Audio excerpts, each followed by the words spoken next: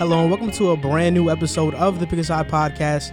My name is Joe Moran and I'm here with River Brown and John Zakkak, and this is now episode 65. In this episode, we're going to talk about the Nets' big win against the Clippers, the Raptors starting to find their groove, if the Knicks are winning the Porzingis trade so far, and we will then answer the question of who the best center in the NBA is so far. Then we will talk about Bradley Beal and whether or not he's overrated, if Dame can keep the Blazers afloat with CJ McCollum and Nurkic out, the Grizzlies' young core, and the Mavericks' struggles, and the Golden State Warriors. And before we get into the episode, don't forget to review our podcast on Apple Podcasts because it helps us grow and move up in the algorithm, and we thank you guys for that. So episode 65. So before we did the intro, we were talking about stuttering. You stuttered. I did towards the Dame one, because what I wrote was kind of off. It's all good. I was like, what? Why did I write that? Okay. We got a lot of segments this episode. I believe we have 10 segments. We can hop right in if you want to. We can hop right in. River's over here being childish. Oh, man. You know, I was talking to my mom the other day, and because she did not know your name. Really? Yeah, she didn't know your name. And she was like, oh, what's his name? And I was like, oh, his name is River. And then she was like, what's that in Spanish? I was like, Rio. That's what River is in Spanish, Rio. Mm-hmm. And she's like, oh, what's his last name? I was like, Brown. And then she's like, what's that in Spanish? I'm like, Cafe, right? Yeah, Cafe. So she's like, so his name is Brown River. Wait, so she really didn't know my name for like a year? Nah, she didn't know your name. So I was like, wow. Oh, wow. Because in Spanish, she was like, wow, River Brown. That's a unique name. River Brown. Because in Spanish, everything is kind of juxtaposed. So oh, for real? River Brown would be Brown River. So Cafe Rio? Your name, type. Nah, that's Chinese, actually. Your name would be Rio Cafe in Spanish. So look, sounds pretty dope, though. Yeah, it's pretty unique. So, okay, we're going to go into the first segment of the episode. We're going to talk about the Brooklyn Nets. And you know I love talking about the Brooklyn Nets. They're my favorite team. So whenever they come up, I like to talk about the Brooklyn Nets. They beat the Clippers 124-120. And was this a finals preview? Because to me, I think it was. And I think this was a statement win for the Nets. They won this game and showed the entire world why they're the team to beat. And people should stop overreacting to them. I know against any other teams, like the Wizards, they were bad, right? But look, against 500 teams, they're 10th in defensive rating in the NBA. They have a 9-3 record against 500 teams, and that's one of the best records in the league, if not the best in the league. The Nets are 7-2 when Harden plays. And when you see the Nets right now, when they struggle against teams like Washington, they struggle more so because they play down a competition. They're not taking them seriously. If they took every team seriously like they played against the Clippers, the Nets would be dominant. Nobody would have a chance. I think they play up to the competition and they play down to their competition, and that's why the scoring totals have been really high. But they mesh well. When the trade happened, I said that Harden was going to be the point guard, Kyrie was going to be the 2, and KD was going to do his thing. And so far, Harden has been the point guard. He's been averaging 10-plus assists almost every game with the Nets, and he's been balling. And I said it. What did I tell you, Riv? I said, look, he's going to do it. He's going to switch up his game. You didn't want to believe it. Had 14 assists against the Clippers. Yeah, I said he was going to switch up his game. You didn't want to believe it. And even when he plays off ball, he's good in that too. You know, he does so many things, and he's been a great defender for the Nets as well, something that he gets knocked for a lot. I mean, for me, without a doubt, the Nets are legit. They're a legit team. And against the Clippers, their win against them proved to me that nobody should overreact over their losses to sub-500 teams. They should just react to their wins against teams like the Clippers and other teams that are good as well. I do believe this was definitely a finals preview. And when you watched the game, you definitely felt like it was a playoff atmosphere game. You saw a lot in that game. You saw on both ends, defensively, both teams showed that they can crank it down defensively and get stops. Brooklyn, in the second half, you saw them get back in the game, get stops. And then the Clippers, you saw in the fourth quarter, I think like 5 minutes left, you saw them crank it down and get stops and get back in the game. I agree with you to some extent. I do think wins against the Bucks, against this team, should be the wins that we should be talking about, not loss. I mean, Washington was more of a like how they blew the lead, just a collapse. The Cleveland games, those were just like they was figuring it out still. I feel like Cleveland wanted it more. Yeah, a Colin really Sexton explosion. That's not gonna happen like that. But but I think this was definitely a statement win. I do think both teams showed that they're really cream of the crop and they're the top 3 teams in the league. I want to praise James Harden though. He at first in the fourth quarter he did kind of look a little timid. He made some bad mistakes a little late, but overall he played well defensively. I think all guys on the defensive end was great. Kawhi, Paul George, KD, James Harden. I do want to say though, no Pat Bev, Nicholas Batum really got exposed in that fourth quarter. I mean, offensively he did good, but with 3 minutes left in the game, I think they scored 15 straight points. Like they was just going hunting for Nicholas Batum. I mean, Kyrie had fun, Harden had fun, Kevin Durant had fun. I mean, they all scored over 20. Yeah, so it was just like in the fourth, Batum is going to be a problem. I think when Pat Bev, plays, they're not going to play him late in the fourth against this team. But I do think this game was definitely a statement win for the Nets that showed that defensively, same with the Bucks, defensively they can crank it when they need to. And the Clippers, for them, this was also, I feel like this was a statement for them too because they can score offensively with the Nets. And I always thought the Clippers was going to be one of the Nets' biggest challenges. Yeah, and I agree with you, what you just said with the Clippers. I got them winning the finals. You did last year too. Like Clippers winning it all. So when I was watching, I watched the second half. I didn't catch the first half. I would say it was a playoff atmosphere because a game like that, you got to realize from Brooklyn's standpoint, big like their big 3, they're probably saying, seeing what everybody's saying about them, how they played recent games. They're like, you know what, this is the team we got to beat. Cleveland didn't matter. Washington didn't matter. If we're gonna go out and make a statement to like prove we're legit, we got to win this game. And I think what River was saying, like how the Clippers like started like breaking down on defense, I think that's like the epitome of the Clippers is getting a lead, playing really well in the first half, and then defensive breakdowns and just thinking like they just coast. Like they don't keep the foot on the pedal. So I do think it was a playoff atmosphere, and I do think like we will, both of these teams I feel like should make it. And if we see them again, I got Clippers in 6, man. I do think these two teams. Whoa. Oh, wow. Clippers in 6. I'm not saying nothing. I do think, though, these two teams and the Lakers, I think they're above the league. Yeah, I think it's those 100%. 3 teams, and then the rest of the league, you can pick and choose. You can have the tier 2 teams like Boston, the Bucks, We did whatever. see Montrezl Harrell get exposed last night against the Nuggets, though.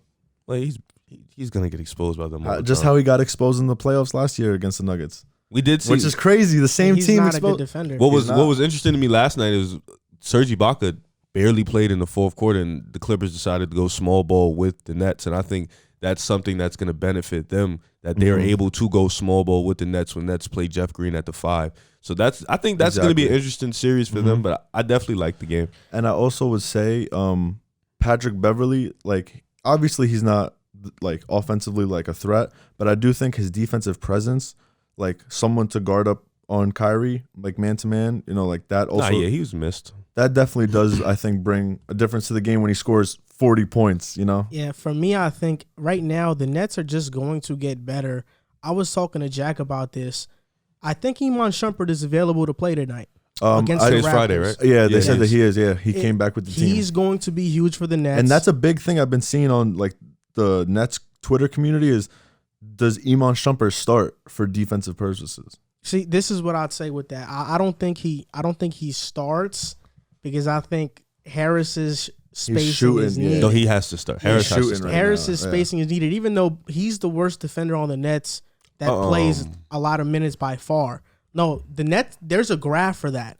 There's a graph for like defensive points added or like defensive points stopped, and Harris is like Jeff I Green think that's just on who's he's guarding, though. I think Kyrie is a much worse defender than Joe Harris.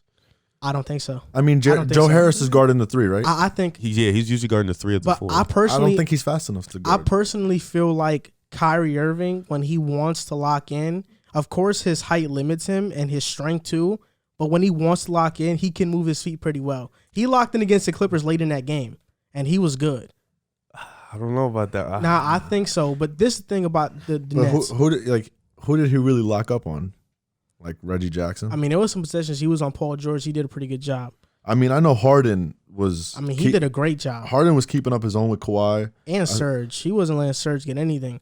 For me, I just feel like when the Nets get Iman, I think the closing lineup should be Iman, Kyrie, Durant, Green, and Harden.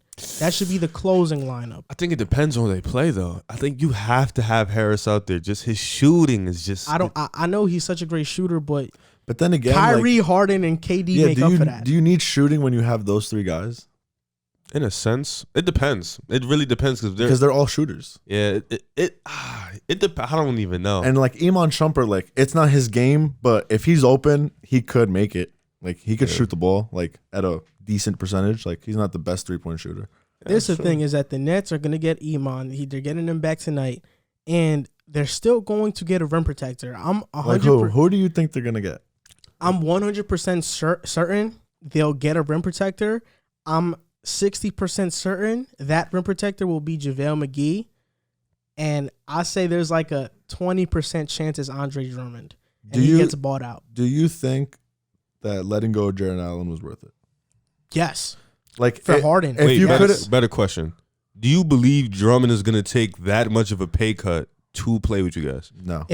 Hold up. If he gets bought out by the Cavs, that means he's gonna have like $20 million for the year. Yeah, but do you think he's willing to sit there and be like, all right, I'm gonna sign this 1 year, like $2 million contract? I'm gonna sign this 1 year, half a season deal with the Nets to win a championship? Yeah, I think he will.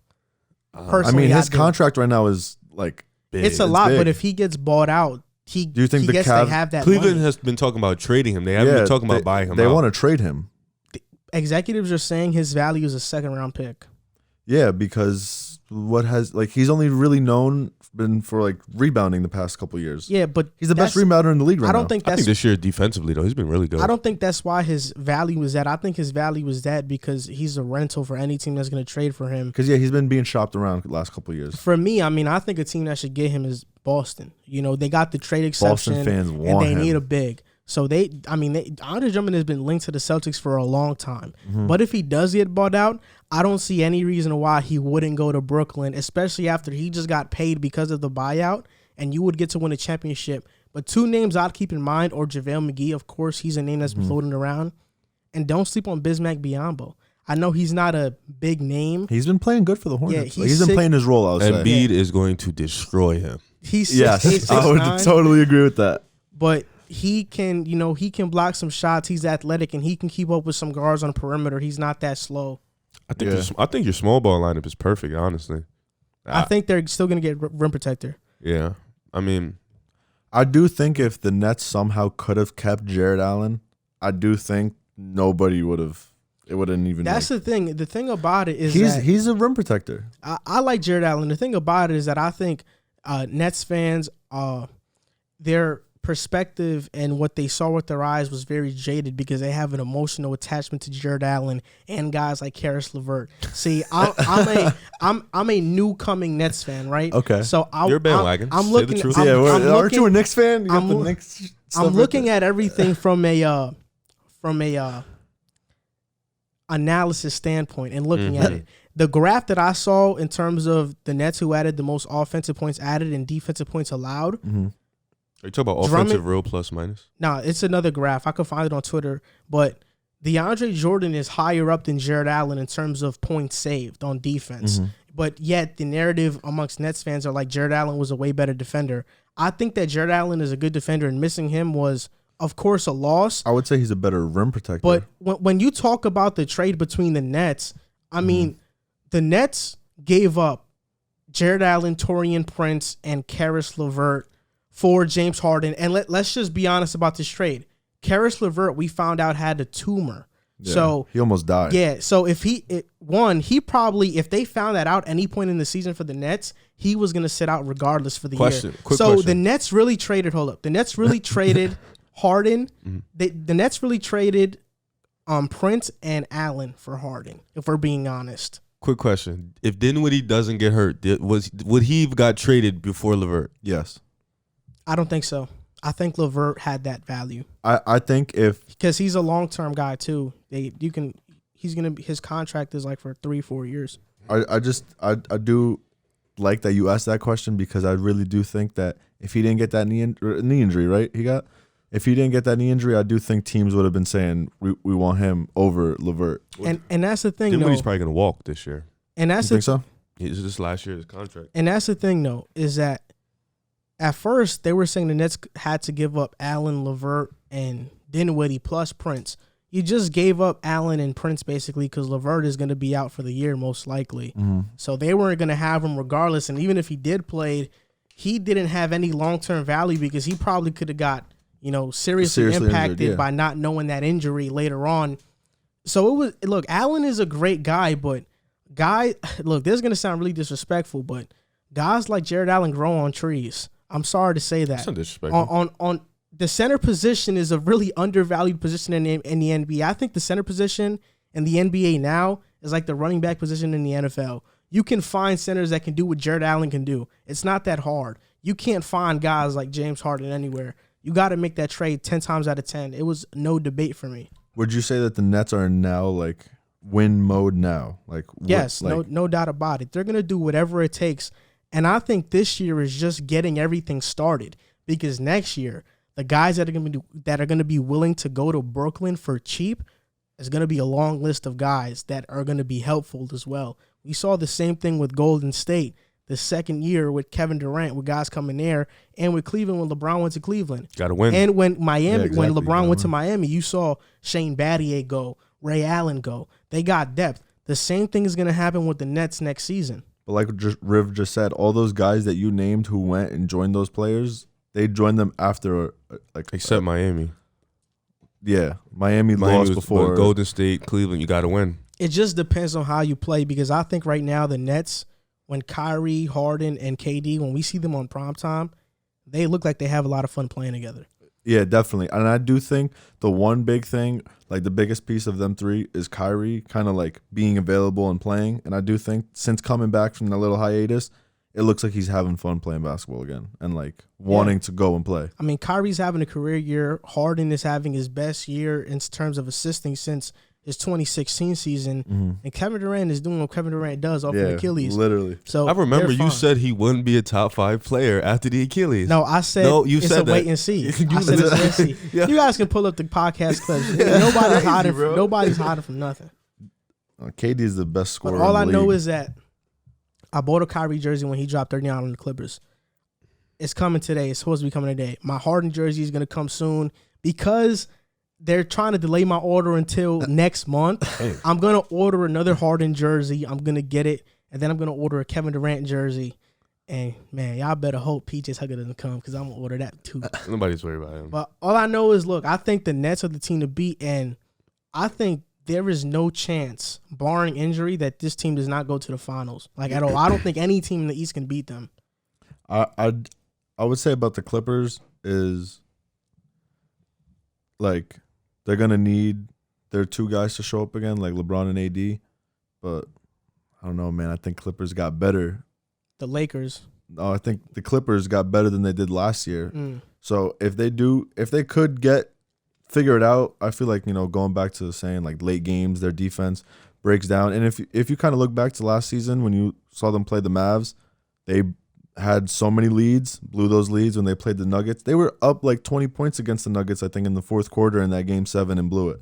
So I think if they kind of figure it out defensively, late game and keeping those leads, I think people thought when Doc Rivers got fired and Tyronn Lue came in that he was going to make a big difference, and he's shown that he's made a pretty big difference. Yeah. Ty Lue was needed for the culture there. Yeah. But I will say Doc Rivers is putting it on in Philly right now. He's doing his thing. Yeah, it was a good move for both. Yeah, definitely absolutely. A good move for both. Yeah, no, the Nets are definitely the team to beat, though. I mean, in the East, I would say. I like I tell people all the time, I didn't see anybody just match up purposes. I didn't see anybody outside the Bucks that can match up with them position to position.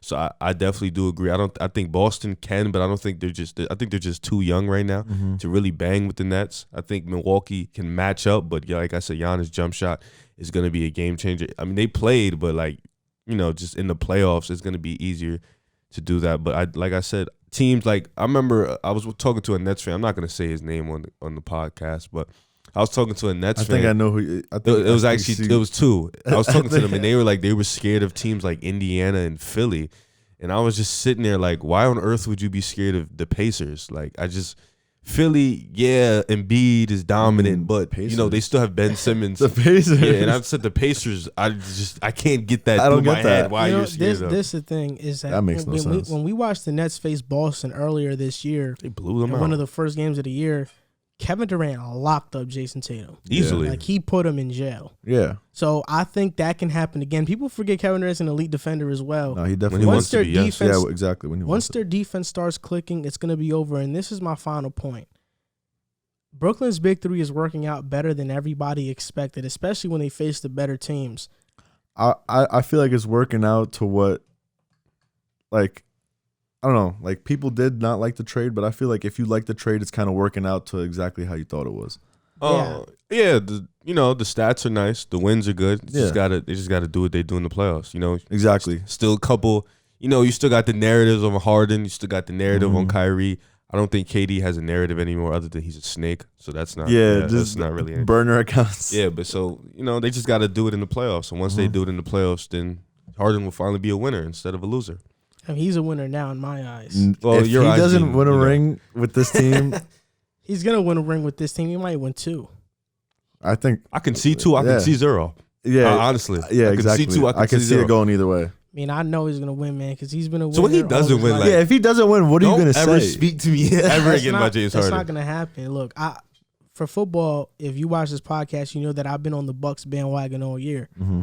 Look, my team for basketball is the Nets, and you're going to see what's going to happen this year. Everything that I'm saying from this point to the end is religion. So you think that every bandwagon you hop on, they just win a ring? Everything I say about a team that I'm 100% backing is gospel. So right now, what I'm saying about the Nets is going to happen. What I said about the Bucks all year, you go back. You said what a lot of people said, though. So it's like, come not on. with the Bucks. Not with the Bucks. And he just said before the podcast that he was a Chiefs fan last year.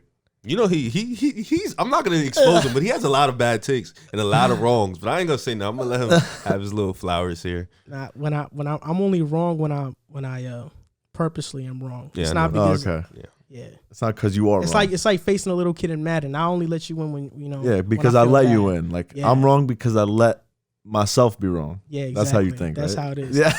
The next team we're going to talk about is the Toronto Raptors. They started out really bad to start the season. There was a lot of turmoil around them. They had to play in Tampa Bay instead of Toronto, so that probably had a lot to do with it. But they're 6-4 in their last 10 games. And the Toronto Raptors look really good. Fred VanVleet had a career-high 54 points, a monumental day for him. Do you think that the Toronto Raptors are going to make the playoffs?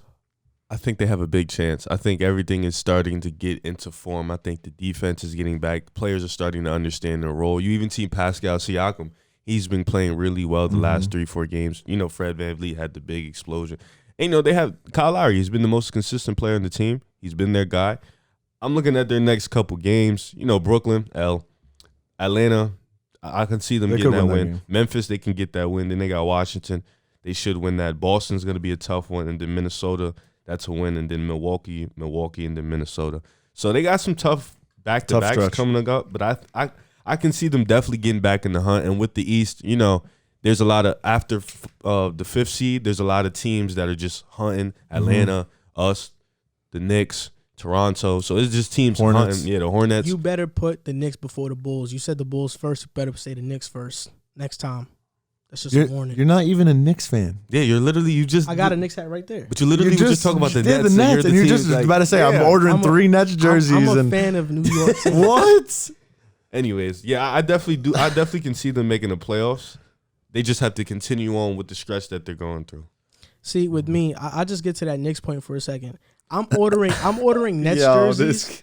I'm ordering Nets jerseys. What Knicks jerseys are you ordering this season? None. And the reason why is because with the Knicks, you don't know how long players are going to stay with them. Okay. That's why I have to be really cautious about the players that I order. You don't know how long Harden's going to stay with them. I was just going and Kyrie. But they're so great that I don't care. You literally said RJ Barrett. I'm not going to order a Julius Randle jersey. He's probably going to leave next season. He's having a career RJ year. Barrett, we never know what's going to happen. What if he gets traded for Donovan Mitchell or something? What the heck? Why would they accept that? I'm just saying.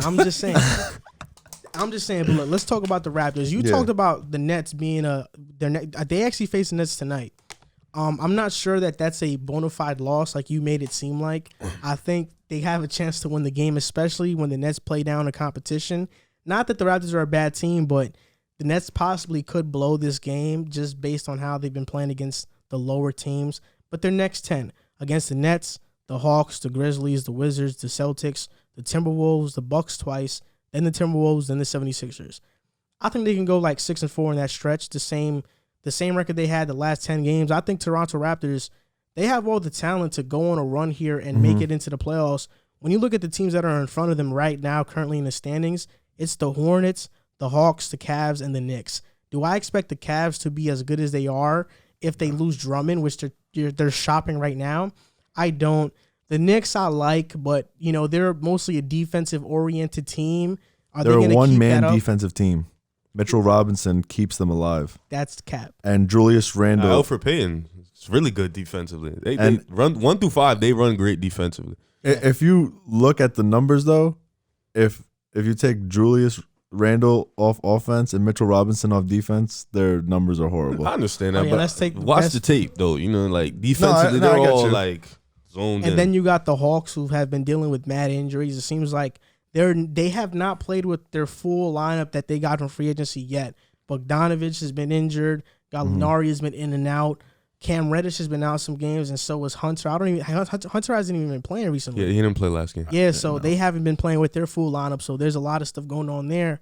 And I like the Hornets a lot, but Terry Rozier is hurt. So this is a chance for That's a big this is a chance for the Raptors to make that run. Norman Powell is playing now how he was playing last year. He started out the season really slow. Anunoby's balling. Yep, he's balling too. So I think the Raptors, I would say they're going to make the playoffs because I just trust in that roster so much. Yeah. I don't think they tank like people on Twitter have been saying they should. Why would they?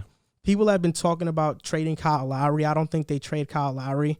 And when you have a coach as good as Nick Nurse, they'll find a way to get back into the playoff race. Yeah, I mean, if you look at their rankings in the league right now, they rank top 20 in everything besides rebounds. And I think down the stretch they'll figure that out. Like rebounding situation, they won't have a problem with it. And I do think that they make the playoffs. The teams like the Knicks and the Cavs, it might just be too early, like just early season. Teams might not be like taking them as serious yet. So I don't think they're gonna keep winning and stay as high as they do. I like both of you guys said, I think the Raptors are gonna start to get everybody back, figure it out, and make a little run. They have lost 4 games by 4 points or less. And I think they've lost about 10 games within like 10 points. So a lot of the Raptors games have been really close games and have come down to a possession or two. They're 9th in defensive rating right now, so their defense is still very solid. They have just been waiting on that offense to pick up. When they lost Serge and Marc Gasol, they thought Aaron Baines was going to come in and at least take some of the pressure off of, the offense and hit some shots. But Aaron Baines has been horrible since he got signed there. Chris Boucher kind of took the load on himself, and he's been fantastic. But I think overall, the success of the Raptors is going to be on Siakam and the other role players. I think Van Vliet and Kyle Lowry are going to remain consistent, but it's whether if OG and Norman can keep doing their thing. 9 games they have lost under 10 points. So 9. It's been 9 and then 5 under 5 points. So it's situation. Same thing with Toronto that's been happening for a while. Who's going to be their closer? Kawhi's gone. Who's going to be the guy that's going to finish the game? And you paid Pascal to be that guy, and he has to be that guy. I mean, against the Kings, he didn't really, show any flashes, but, they beat Orlando twice, so that's a common good win. They got to show me something against Brooklyn tonight. They got to fight. At least a competitive game. Yeah, I think it's going to be a competitive game, but the reason why I say I think Brooklyn's going to win because I don't see any fear, and I think Brooklyn's going to come to play tonight. I think they know Toronto aren't slouches regardless of their record, but I don't think Toronto is going to keep up with them scoring wise. But at the same time, I don't think Toronto should tank. I think they have the pieces to make a run. I think they have the pieces to make any playoff series tough. It's just if they can continue the consistency. I mean, Fred VanVleet, he has been consistent. Kyle Lowry, he has been consistent. It's just the other guys that got to step up. Pascal has to step up and elevate his game. And if he can do that, then they'll go on the stretch. I feel like Pascal is one of the biggest pieces to this team because, like you said, they paid him a lot of money. And I do feel like last season he was like trying to do too much. Like they kind of gave him that, like, yo, here's this contract. We really want you to be that guy. And then he took on that role, and I don't think he was ready for it. So I kind of feel like this season he's like, let me try to mesh in with what everybody else is doing instead of have everyone else mesh with what I'm doing. He went from a number 2 for a championship team, number 2, 3, how everyone afflicts it, to a number 1 All-Star appearance last year, to a bubble failure, to now being compared to Jamie Grant. Exactly. Like, this is the thing with Siakam. What a crazy turn of events. I think in the finals run with Kawhi, he played great. When he sometimes, he was very inconsistent. I think the played second great best, at home. I want to say that. I think the second best player on that team was Kyle Lowry. And in he the definitely finals, hit big shots. In the finals, outside of game 1, Siakam was very inconsistent. Mm-hmm. Game 1 was the only explosion game. Yeah. And his skill set is really not geared towards being the number 1 scorer on the offense. I don't like his offensive game, really. Yeah, it's not really geared towards that. He can be the second or third, but he can't be the first. And I think it's just better for the Raptors as a whole if they stop trying to force feed him the ball and have him take a bunch of shot attempts and just, play within the offense. And I think that's what they've been doing recently. Right now, their best scorer on the team is Fred VanVleet, and he's doing his thing. Kyle Lowry, I would have put close second, but Kyle Lowry is an unselfish player that likes to get everybody involved, so he's going to let Fred shine. And I think Fred is taking on that challenge, well. That's why I wanted him on the Knicks, because I thought he was going to do some good things for the Knicks as well. But, he stayed in Toronto, and he's doing his thing. But how successful can you be with your best scorer being Fred VanVleet? I mean, the thing is, I think you can. It depends. I mean, I think the Raptors have a limited ceiling as is. Yeah. But I also believe that they can make it. They can shock a team in the first round and make it to the second round, and after that, anything goes, because their best scorer is Fred VanVleet in terms of a guy who can get up their shot at any time. Mm-hmm. But I think Siakam, they just have a bunch of guys collectively that can put the ball in the basket, at any time. That's why it gets so hard in crunch time, because everybody's pretty much the same. So who gets it? Mm-hmm.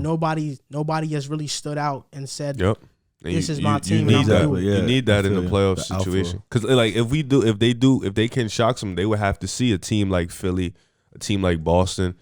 They don't want to see the Nets in the first round, and Boston already beat them last year. So it's gonna be tough depending on how they get in. I mean, if they could see Indiana, they can steal the series, I believe.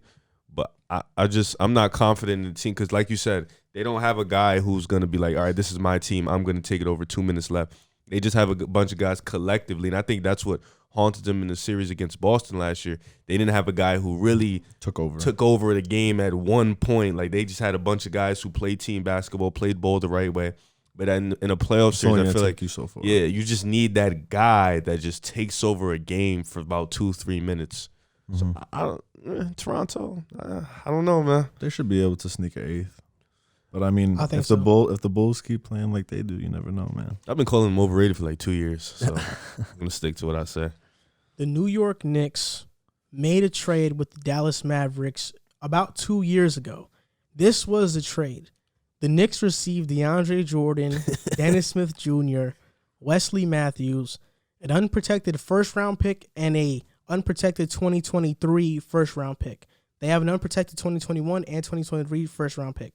The Mavs received Kristaps Porzingis, Trey Burke, Courtney Lee, and Tim Hardaway Jr. So I think it's all safe to say the Knicks only got DSJ and these 2 first-round picks from this trade, and Dallas got Porzingis, Hardaway, and that's it. Because Trey Burke left and came back, so I don't think that really counts. So, I mean, to this point, Porzingis has not been New York Porzingis in Dallas yet. Mm-hmm. And just to be fair, that offseason when the Knicks signed Julius Randle, I said Julius Randle was better than Kristaps Porzingis. This year, he's been proving me right. Wait. Last year, Julius Randle was... No, add in the middle. I flipped my pick and said Porzingis was better, and now you're flipping back. And now you're flipping back. I thought what Julius Randle's doing this year, I thought he was going to do last year. That's why I called him better at the moment. Now he's doing his thing. You know, I think it's safe to say Julius Randle has been playing better than Kristaps Porzingis. But the question is, do you think that the Knicks to this point have been winning this trade? Because right now, that 2021 first-round pick is top 10 in the lottery. The Knicks could currently get a top 10, top 5 pick. Maybe he goes to number 1 with that Dallas pick because they've been playing so bad. So in hindsight, who do you think won or lost this trade? I think the deal as a whole, Dallas was banking on Porzingis being healthy, and I think that was always going to be the risk. Can Porzingis be healthy? He hasn't been healthy. I mean, we saw him in the bubble play against the Clippers. He was really playing well. Got hurt. He comes back this year. He hasn't. They've kind of turned him into like a spot up shooter. They kind of did what they did to Laurie. Yeah, like what they did to Laurie in Chicago. Kind of just made him a guy who just stands out there and chucks up threes. But I think with his frame, he's not really gonna post up anybody. He's not quick on his feet like he used to be. So it's like even like against the Warriors, you see him getting exposed on the wing. Like he couldn't guard wings. He was getting exposed a lot. So this, in a sense, if Dallas doesn't make the playoffs, and if the Knicks gets another lottery pick and they make the playoffs, that would be great because now you have the success of making the playoffs. So now free agents are looking at the Knicks as a landing spot, and you bringing in a lottery pick and a loaded draft. I think you can't say the Dallas Mavericks won the trade because it's not like they got a championship out of this. They didn't even get a playoff series win out of this trade. So if all this plays into part, I think you can say the Knicks won the trade. Still early, but as of right now, the Knicks are definitely winning. Yeah, and I'm agree with that. Right now, I would say like the Knicks are winning because best ability is availability. You could have LeBron James on your team. If he's hurt, what does that do for you? So I do think that if the Knicks, like Riv just said, if everything goes well and they get the picks they want and the guys they want, they should definitely win this trade. See, for me, I'm super ecstatic that this is happening because about a year ago, a Dallas Mavericks fan pulled up one of my old tweets talking about the Mavericks and how they were not gonna be anything after this trade regardless. And I had the Mavericks Twitter just completely ambushed me from all directions. I'm getting hate tweets. I'm getting, a bunch of my tweets popping up on the TL. And then a year later, I wish I could figure out whose account added me because I could add them back. But this is the thing. The Dallas Mavericks, I think to an extent, they overachieved last year, even though I think they were phenomenal. We'll talk about the Dallas Mavericks later on in this show, and then, I'll go more in depth. But when talking about the Mavericks, I just feel like Kristaps Porzingis was never that post-up player. He was always a face-up player, and he was always kind of a spot-up shooter, even with the Knicks. You don't think early in his career he was having his back to the basket a little bit? Maybe it was rookie year? No, I think he was more of a face-up guy, but he wasn't a guy that was going to pummel you in the post and try to get buckets like that. He was always a perimeter-oriented big man. That's what he was. And his defense was always kind of questionable. And the only reason why the Knicks were going to lose this trade is because we all expected Dallas was going to get a potential superstar on Kristaps, and these picks were going to be worthless. They were going to be like in the bottom 20. Yeah. But Riv, I won't even talk about what you talked about. What if the Knicks don't make the playoffs? I hope they don't, because now you got 2 lottery picks, the Dallas one and the Knicks one. What if with the Dallas one you get a top 5 pick and you have the opportunity to draft Jonathan Kuminga, Cade Cunningham, Jalen Green, or Jalen Suggs, or Evan Mobley? No, he's done. He's done. I remember we was talking about the Knicks one time, and I said, I don't think they should make the playoffs because this draft is so loaded. He literally said on here, you're a fool for thinking that way. And now you're talking about you want that to happen. Yo, this guy is crazy. No, I'm saying, no, I didn't say I want that to happen. No, I said, what if it does? So right now, as a, I guess, Knicks fan, what do you want them to do? I want them to be as competitive as they can be. And I want them to finish off the season as strong as they can finish it. But I'm just saying, potentially having 2 lottery picks and one of the most stacked draft classes that we've seen in a while. And to be fair, the last couple of draft classes have been stacked. But if the Knicks can potentially draft a Jalen Green, a Kuminga, a Cade Cunningham, a Jalen Suggs with this Dallas pick, then I think, if these players turn out to be as good as, we think they are going to be, the Knicks won this trade, no doubt. It's definitely because a good start. Yeah, Kristaps Porzingis coming off an ACL injury in New York, going to Dallas, and then having knee surgery after the bubble, there's a lot of question marks about Porzingis. If the Mavericks somehow make playoffs this year, then that pick would just be like a... It would just be, 15 or 20 around there, depending on how far they go in the playoffs. I agree. I think even if, looking at the Mavericks losing and if the Knicks don't make the playoffs. Even if they get a play-in, I think that's still a lottery pick.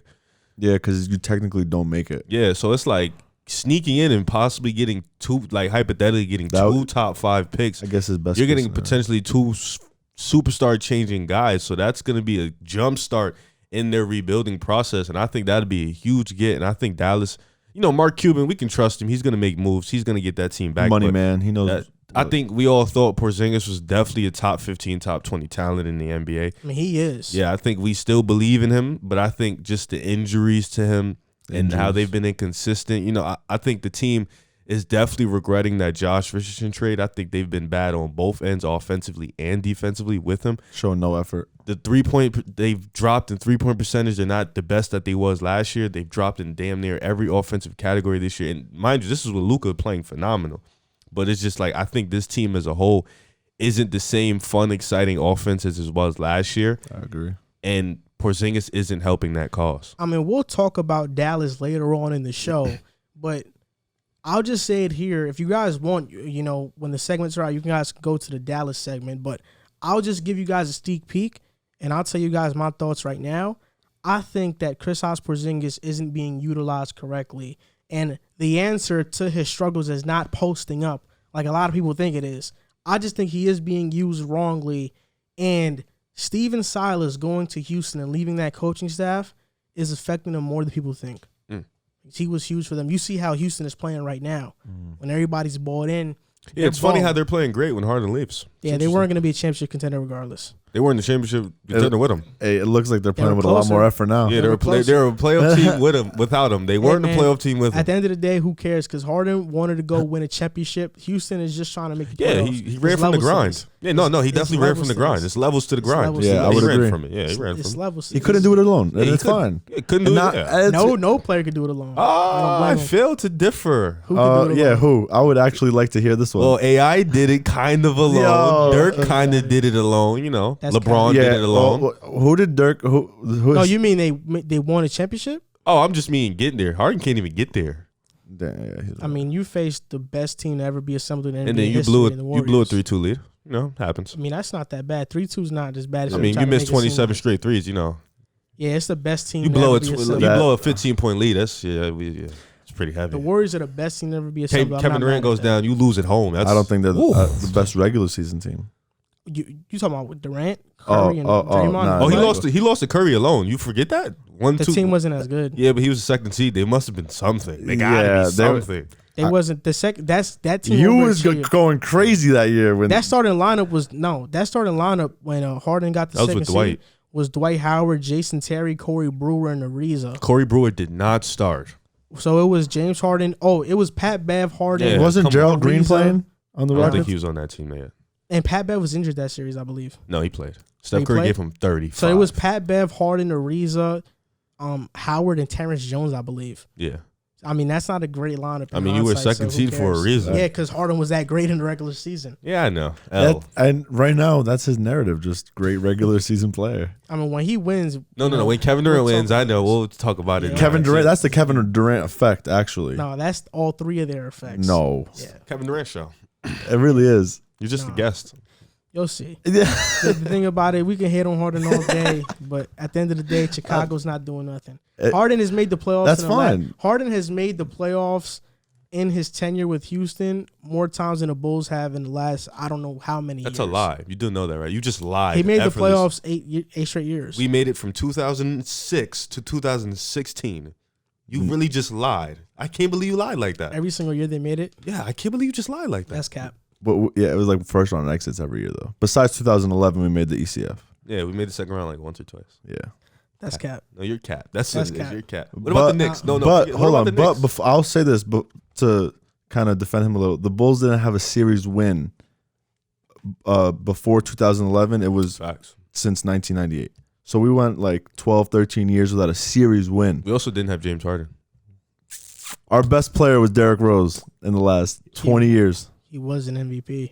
I mean, 1 year, then he got hurt. I mean, we have the greatest player ever, so it doesn't matter what you say. So you're trying to compare one player to a whole organization. You have Patrick he's been better than your organization in these recent years. In recent years, yes, I would agree with you. Well, he's no longer with the organization, so it doesn't matter. Like, So I'm just saying. But you can hate him. I'm gonna just say he had to go to that to even ever. Yeah. I mean, every player, every superstar player has done that. Wrong. Outside of Steph. I mean, Dame's never done it. Steph's never done it. Wait, hold up. Every superstar player that has won a championship has done it in the past 10 plus years. I mean, you look at LeBron going to Miami. Yes, LeBron I'll agree going with to Cleveland to team up with Kyrie. His whole career is ring chasing.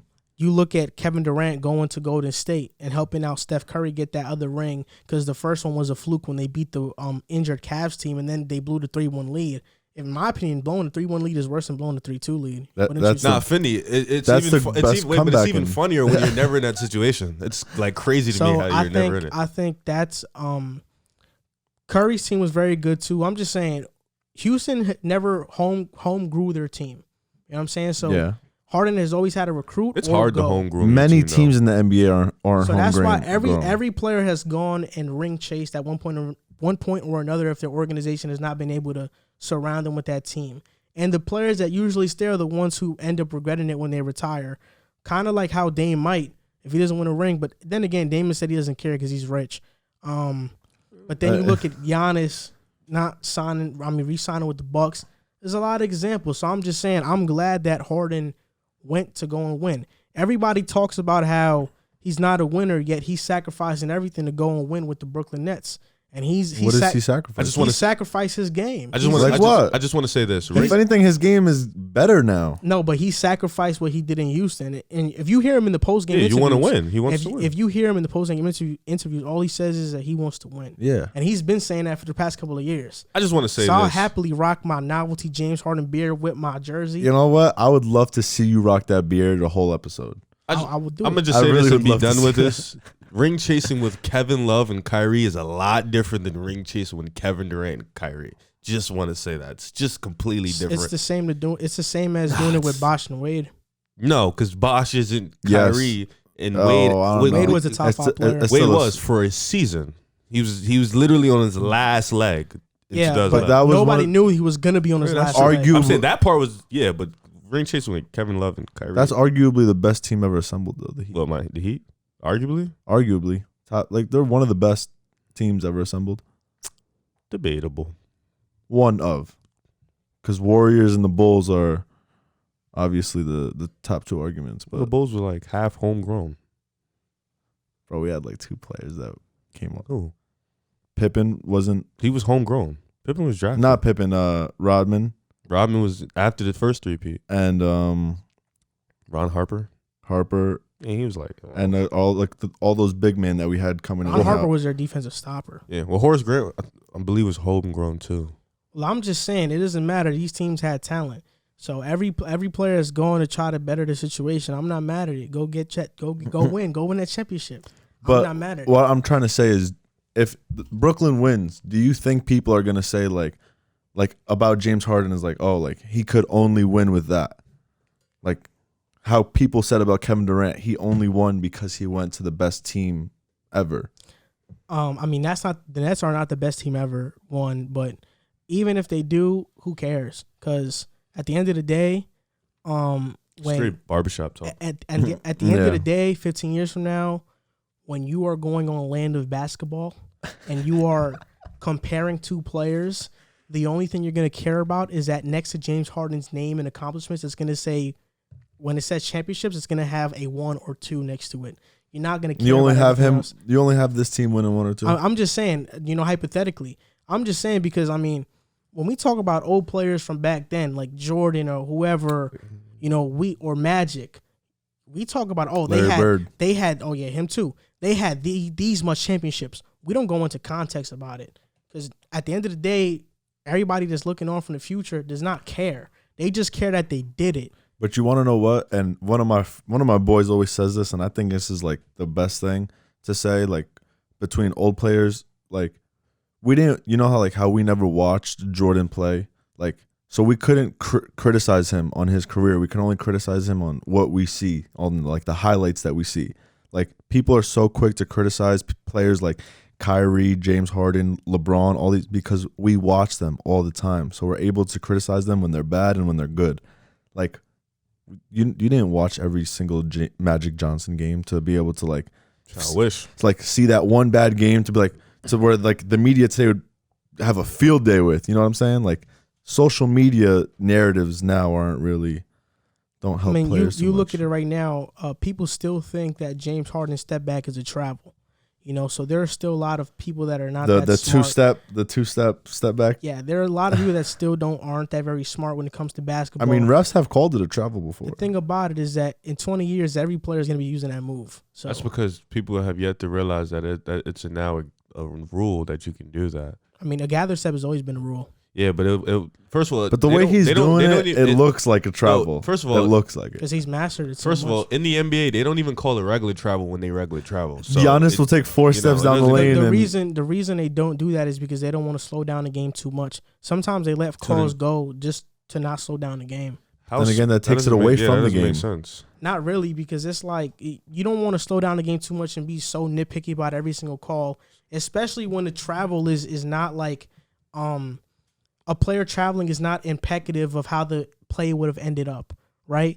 Like so let's say if take the rule out in general then. No, like let's say if LeBron's on a fast break, okay, and there is nobody there to stop him. He shouldn't be taking 3 steps. Okay, but I'm just saying he just so happens to take 3 steps. Call the travel. No, I'm saying why would you call it if he was gonna make the shot anyway? Why like nobody was there to stop. No, yeah, you're not making sense. Why have the rule then?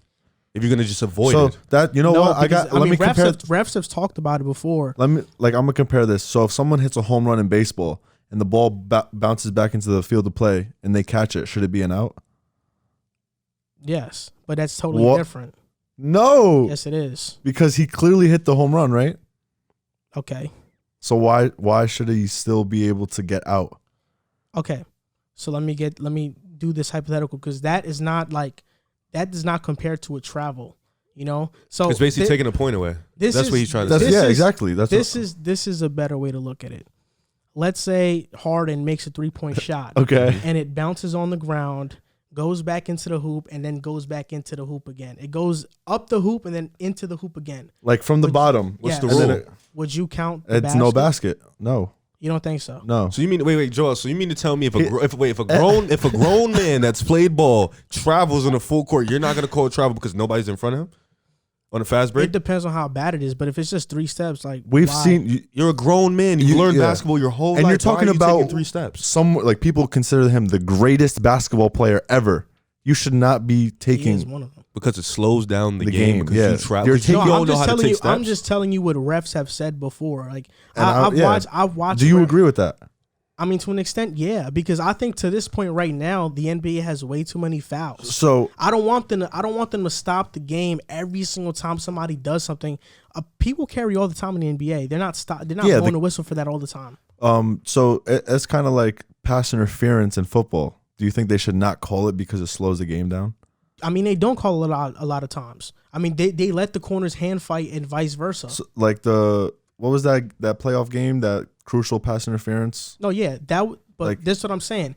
It's annoying to call pass interference a lot. Look, Tampa Bay versus the Packers, that game, people were annoyed as hell. Yeah, the whole game. The whole game, they were hand fighting. People were annoyed as hell with the last call that Johnson got.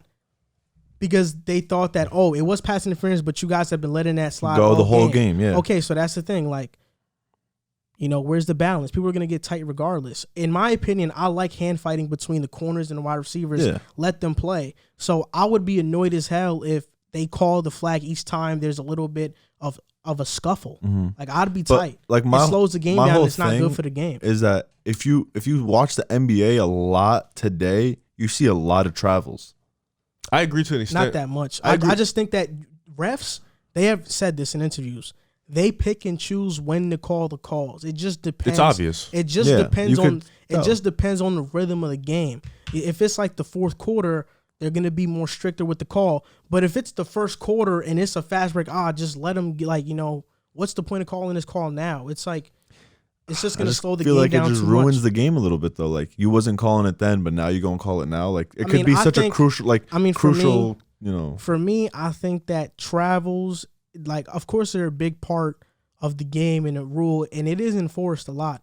But I'm just saying that I think a rule that has to be enforced more is what Trae Young does in terms of drawing fouls and backing into players. Yeah, and I got what you. Luka did yesterday, jumping into players, like that should be a call. That D-Wade kind of started that though. I think fouls in general, they call too many nitpicky fouls. I think the game should be a little more physical.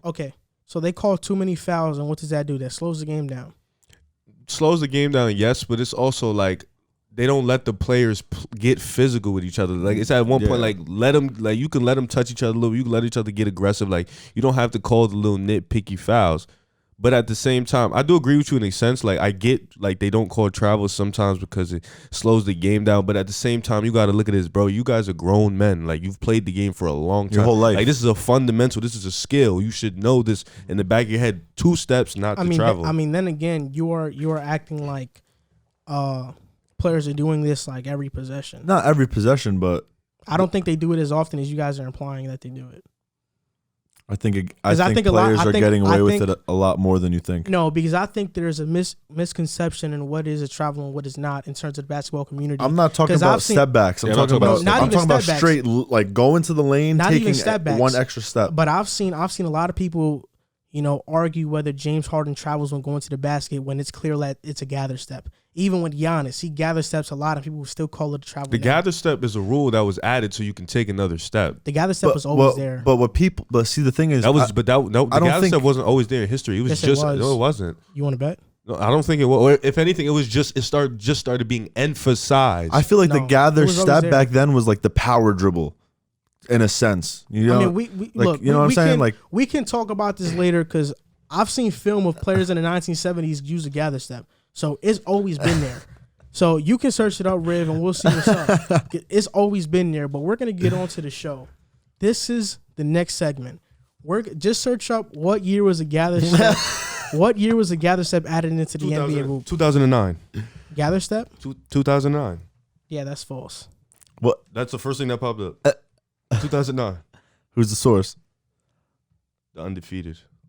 I don't know. Oh, Joel goes.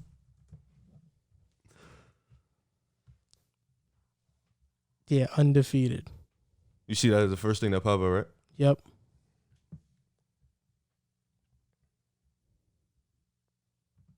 A gather step was always given in FIBA too.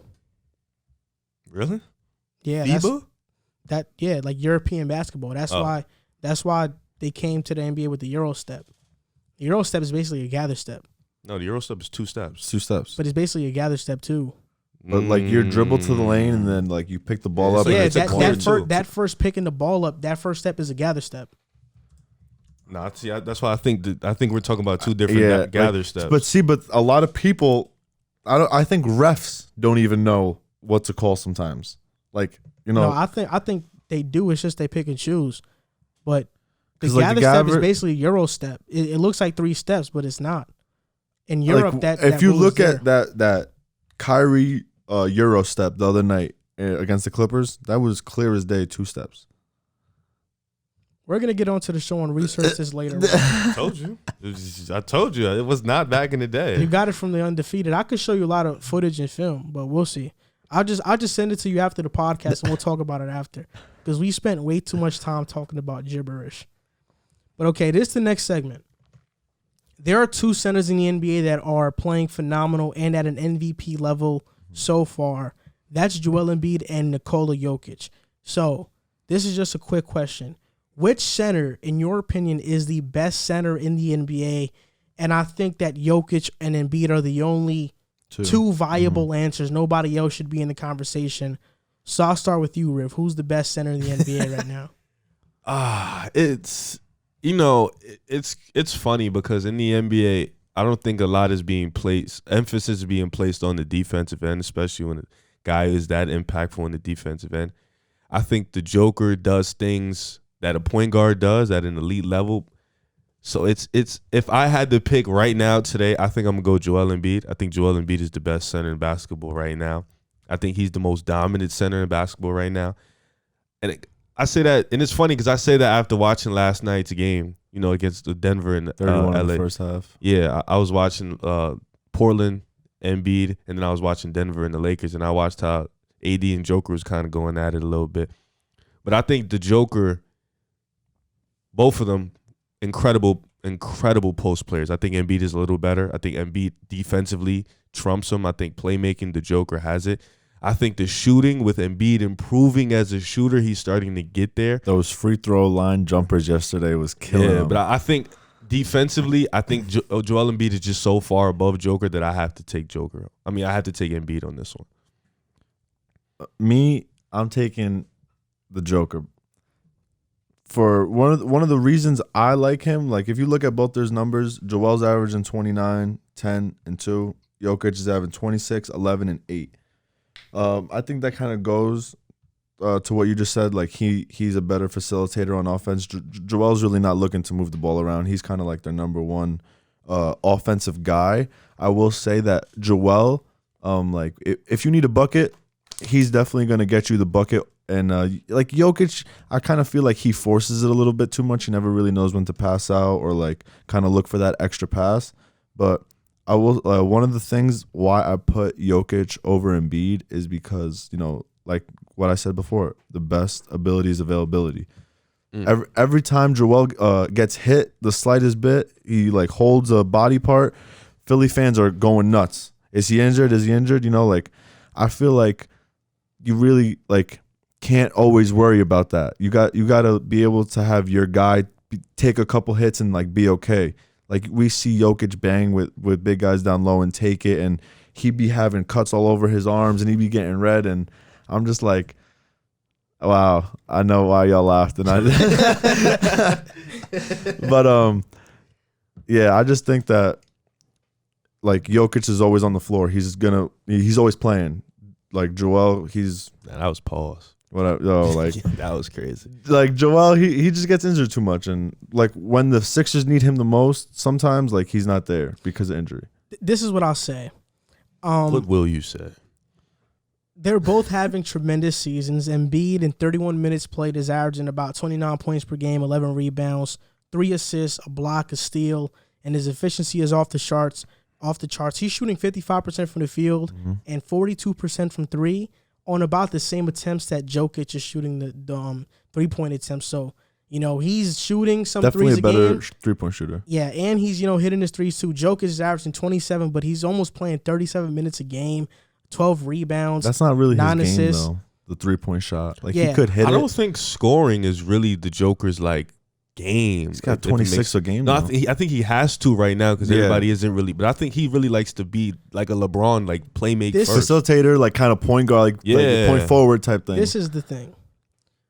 When we talk about who's been a better center this season, who's been the better player this kinda season, neck and neck. I think it's Embiid. I'm going Well, with team Embiid. success. Like he's Team leading. success, He's leading yes. his team to more wins. I think it's been Embiid, but I'm going to say this.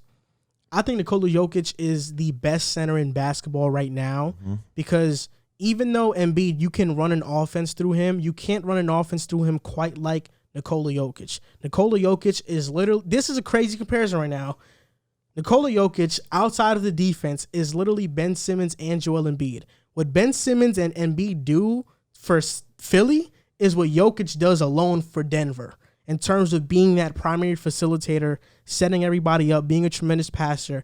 It's gotten to the point where you can't really double team Jokic because he's such a great passer. His passing And ability is. his game yesterday against the Lakers wasn't a great game. He didn't play good. But I'm not about to forget what he did to them in the Western Conference Finals because he was phenomenal in the WCF. And if it wasn't for that Anthony Davis game winner, Literally. it would have been a much closer series, which is why I thought it was kind of weird when Reggie Miller said the Lakers dominated the Nuggets because they didn't dominate the Nuggets in that series. It was closer than people like to think it was. But this is the thing. Embiid, we know his strengths is in the post, so is Jokic's. They both have great footwork. But I just think Jokic's passing ability puts him a step above. And even though Embiid is a better defender, I just think that if I'm starting a team, I'd rather have Jokic because of what he can do all around on offense.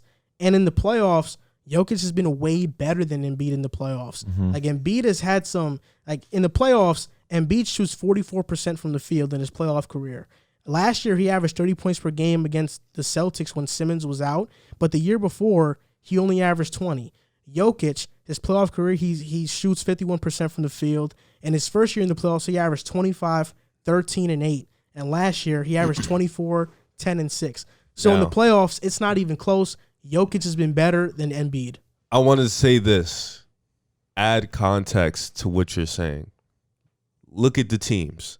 Joel Embiid finally gets spacing, the proper spacing that he needs.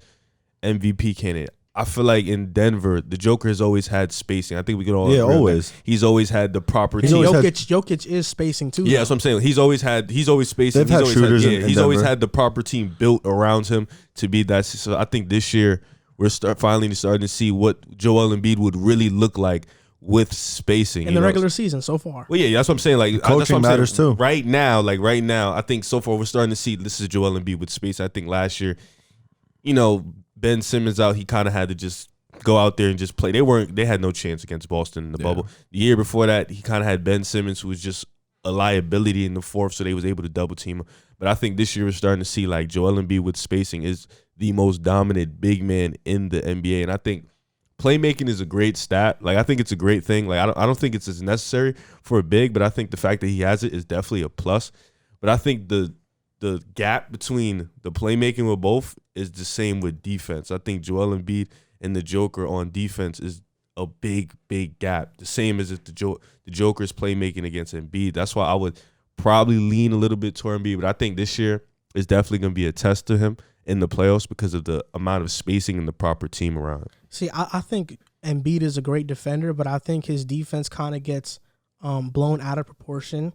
He's a good defender. I don't think he's an elite defender. He definitely doesn't have the foot speed to keep up in pick and rolls with guards most of the time. Mm-hmm. He has the size and the agility to guard around the rim. He's an elite rim protector. I feel like they both are. No, I don't think Jokic is an elite rim protector. I think this. I feel like he be getting clutch blocks when he need to. I think he does too. He does, but I wouldn't call him an elite. I don't think Joker. Good rim protector. I don't think the Joker is as bad on defense as people like to make it out to seem like, and I don't think that Embiid is as great on defense as people like to make it out to seem like.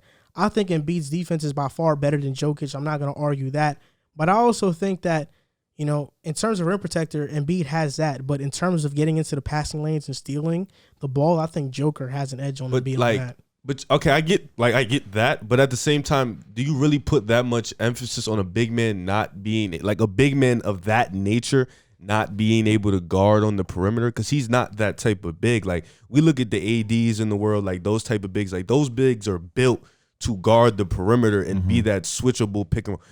Embiid is more of like a throwback center. Like he's not built to sit there and guard the perimeter. So we sitting there and putting that much emphasis on the fact that he's not great at something he really shouldn't be great at because of how he's built. I'm not putting that much of an emphasis on it, but I'm also saying that would help tremendously towards his case. Yeah. And when we talk about Embiid and Joker, Embiid's going to give you 30 a night and 14 rebounds. But, what he did against they faced, I forgot what team he faced yesterday. Blazers. Oh, Portland. They faced the Blazers without Dame.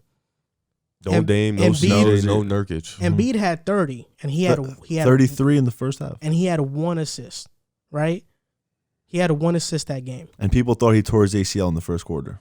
Wait, but so what? This is what I'm talking about. Embiid's gonna give you 30. He's gonna do what he does on a box. But he's not facilitating. But in terms of Jokic's gonna give you 28. He's gonna give you 14. He's gonna give you 13. He's gonna give you a triple double. Wait. So it's bad if a big man doesn't give you dimes? No, it's not bad, but it helps the game a lot. That what makes Joker such an unorthodox player. He's gonna give he's an unorthodox player. He's gonna give you the little 25. 11 and a little 10 assists. But every game this season he's had a double-double. Yeah, and that's big. No, that is big. That is, no, I'm not like that's big. That's definitely a plus. But now you acting like Joel Embiid's 30 and 11 this year hasn't been getting them wins. Like they're the number one team in the East. 7. Yeah, and Denver's teetering. Like they're like 12 and 7. He's doing all that in the West.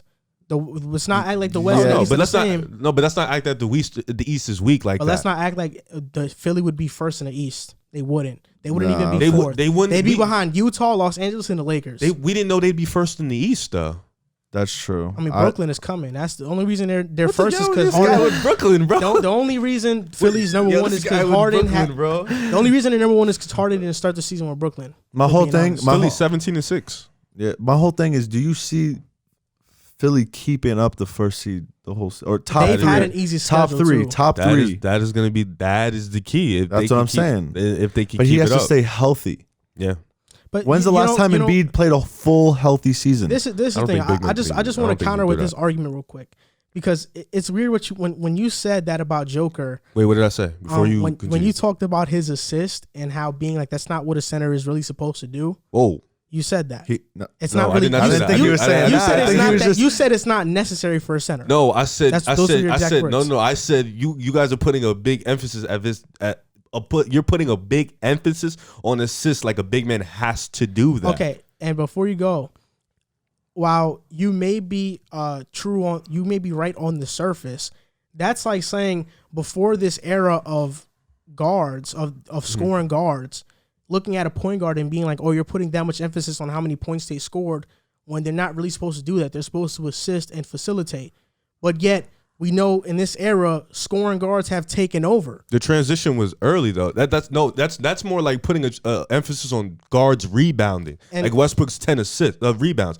I'm not gonna if you sit there. No, I don't think it's the same. Yeah, because if you put Westbrook with another guard and you're like, okay, he does all this rebounding. I'm like, I wouldn't want, like, I don't put emphasis on my point guard being like, if he's a great rebounder, that's great. But that's not something I'm sitting there and saying that's a big emphasis. See, but I think rebounds are much more open ended than assists and playmaking. Okay, so if you're talking, I think assists and playmaking really make a big impact on the game. yeah, My I whole agree. thing is Joel, he gets double teamed a lot because obviously he's giving you those 30 points a game And he or brings whatever. up the ball too. Yes. So my whole thing is if you're like suspect on your playmaking and passing abilities, like how are you going to bring your offense to the next level? We've seen when Like Embiid gets when he's double drawing, teamed. when he's drawing those double teams, he brings his offense to the next level with his scoring but ability. that's his post. No, but but that's we've seen- himself. He needs to elevate the players around him. We've Does he? seen As a center.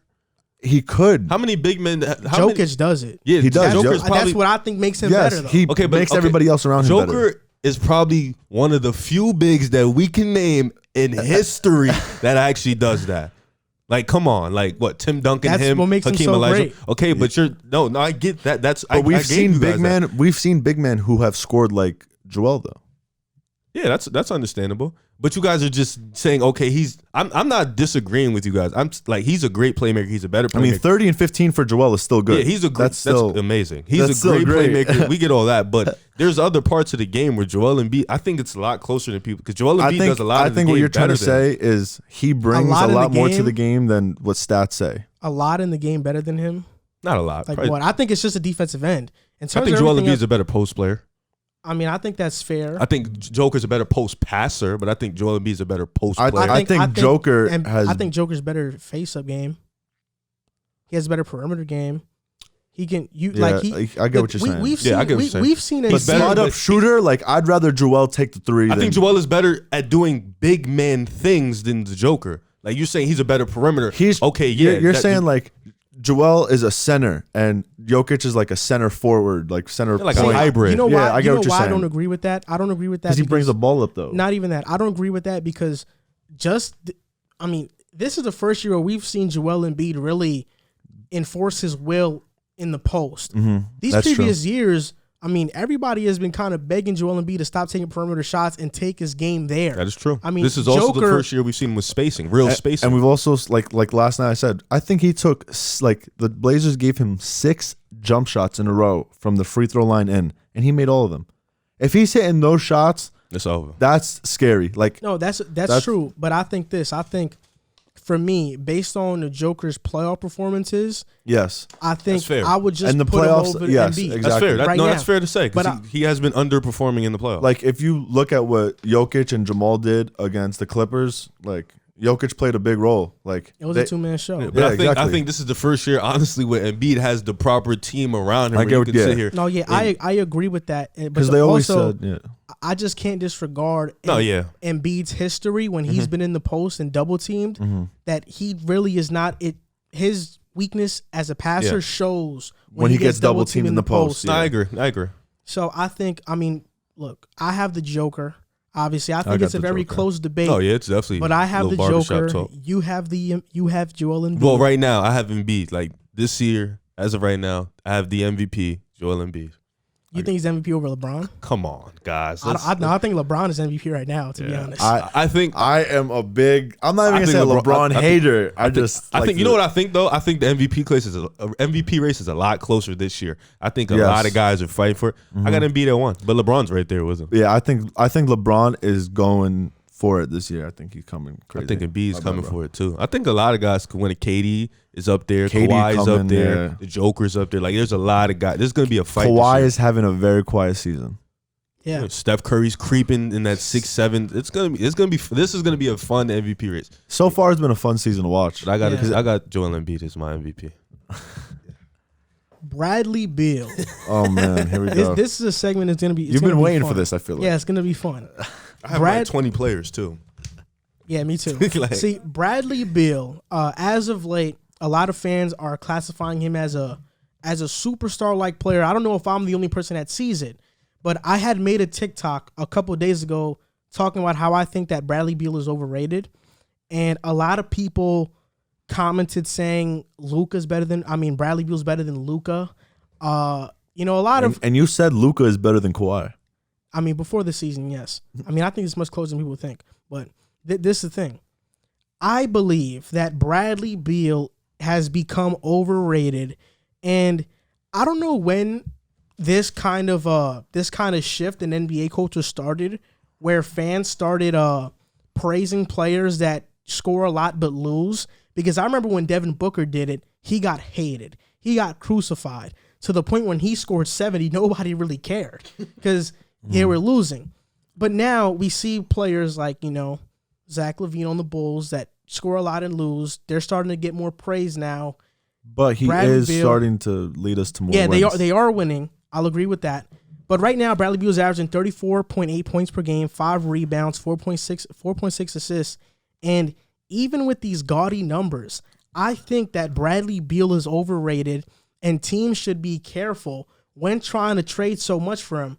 I don't think the Heat should trade Harrow, Robinson, and Nunn for Beal and a bunch of picks. And when you look at great scores on losing teams, this is not something new. Monte Ellis in 2009 scored 26 points per game for Golden State. Kevin Martin in 2008 scored 25 points per game on the Sacramento Kings. Kevin Love in 2013 had a double-double with 26 and 13 on the Timberwolves. Just in 2017, a 5'9" Isaiah Thomas scored 29 points per game on a winning team. So I got a question. If James Harden did all the James Harden things, but never won, never made it to the playoffs or whatever, doing what Bradley Beal does, what would you say about James Harden? It's hard to imagine that because Harden would never do that. What? Because Harden has made 8 straight playoffs with the Rockets and has never won I would see in the West. I would see where you're coming from because you're just gonna say he's doing all this and losing, right? I mean, Bradley was not even getting close to the playoffs though. Yes, this is the second straight but year. Also, who does he have? I mean, one, he has Westbrook, who Harden had last year, and they made the playoffs, and they were the highest scoring duo in NBA history. But how bad has Westbrook been this season? Westbrook hasn't been that bad. I want to say this before we get into this top 20 fun list here. The NBA has become a league where we praise losing. We praise high stats for losing. Bradley Beal is putting up 30, and I told him I always thought Bradley Beal was just an all-star. I didn't think he was just high. He's putting up 40 points and they're down by 20 points. They're losing.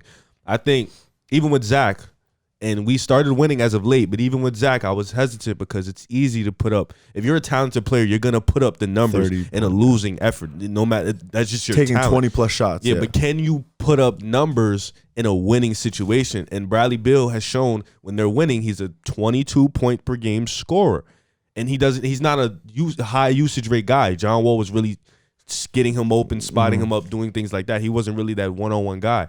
Now, granted, that was a while ago, but still, I feel like Bradley Beal had it always in him. It's just now he's getting the ball a lot more. This is what I'm going to say. He's more ball dominant. To finish my argument, Isaiah Thomas averaged 29 points per game in a winning situation. Yeah, that was tough. Right? What if he was on Washington? He probably would have averaged like 35. 50. Just like what Beal is doing now.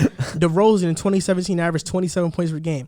Even though DeRozan on the Spurs, right? No, on the Raptors in 2017. Yeah.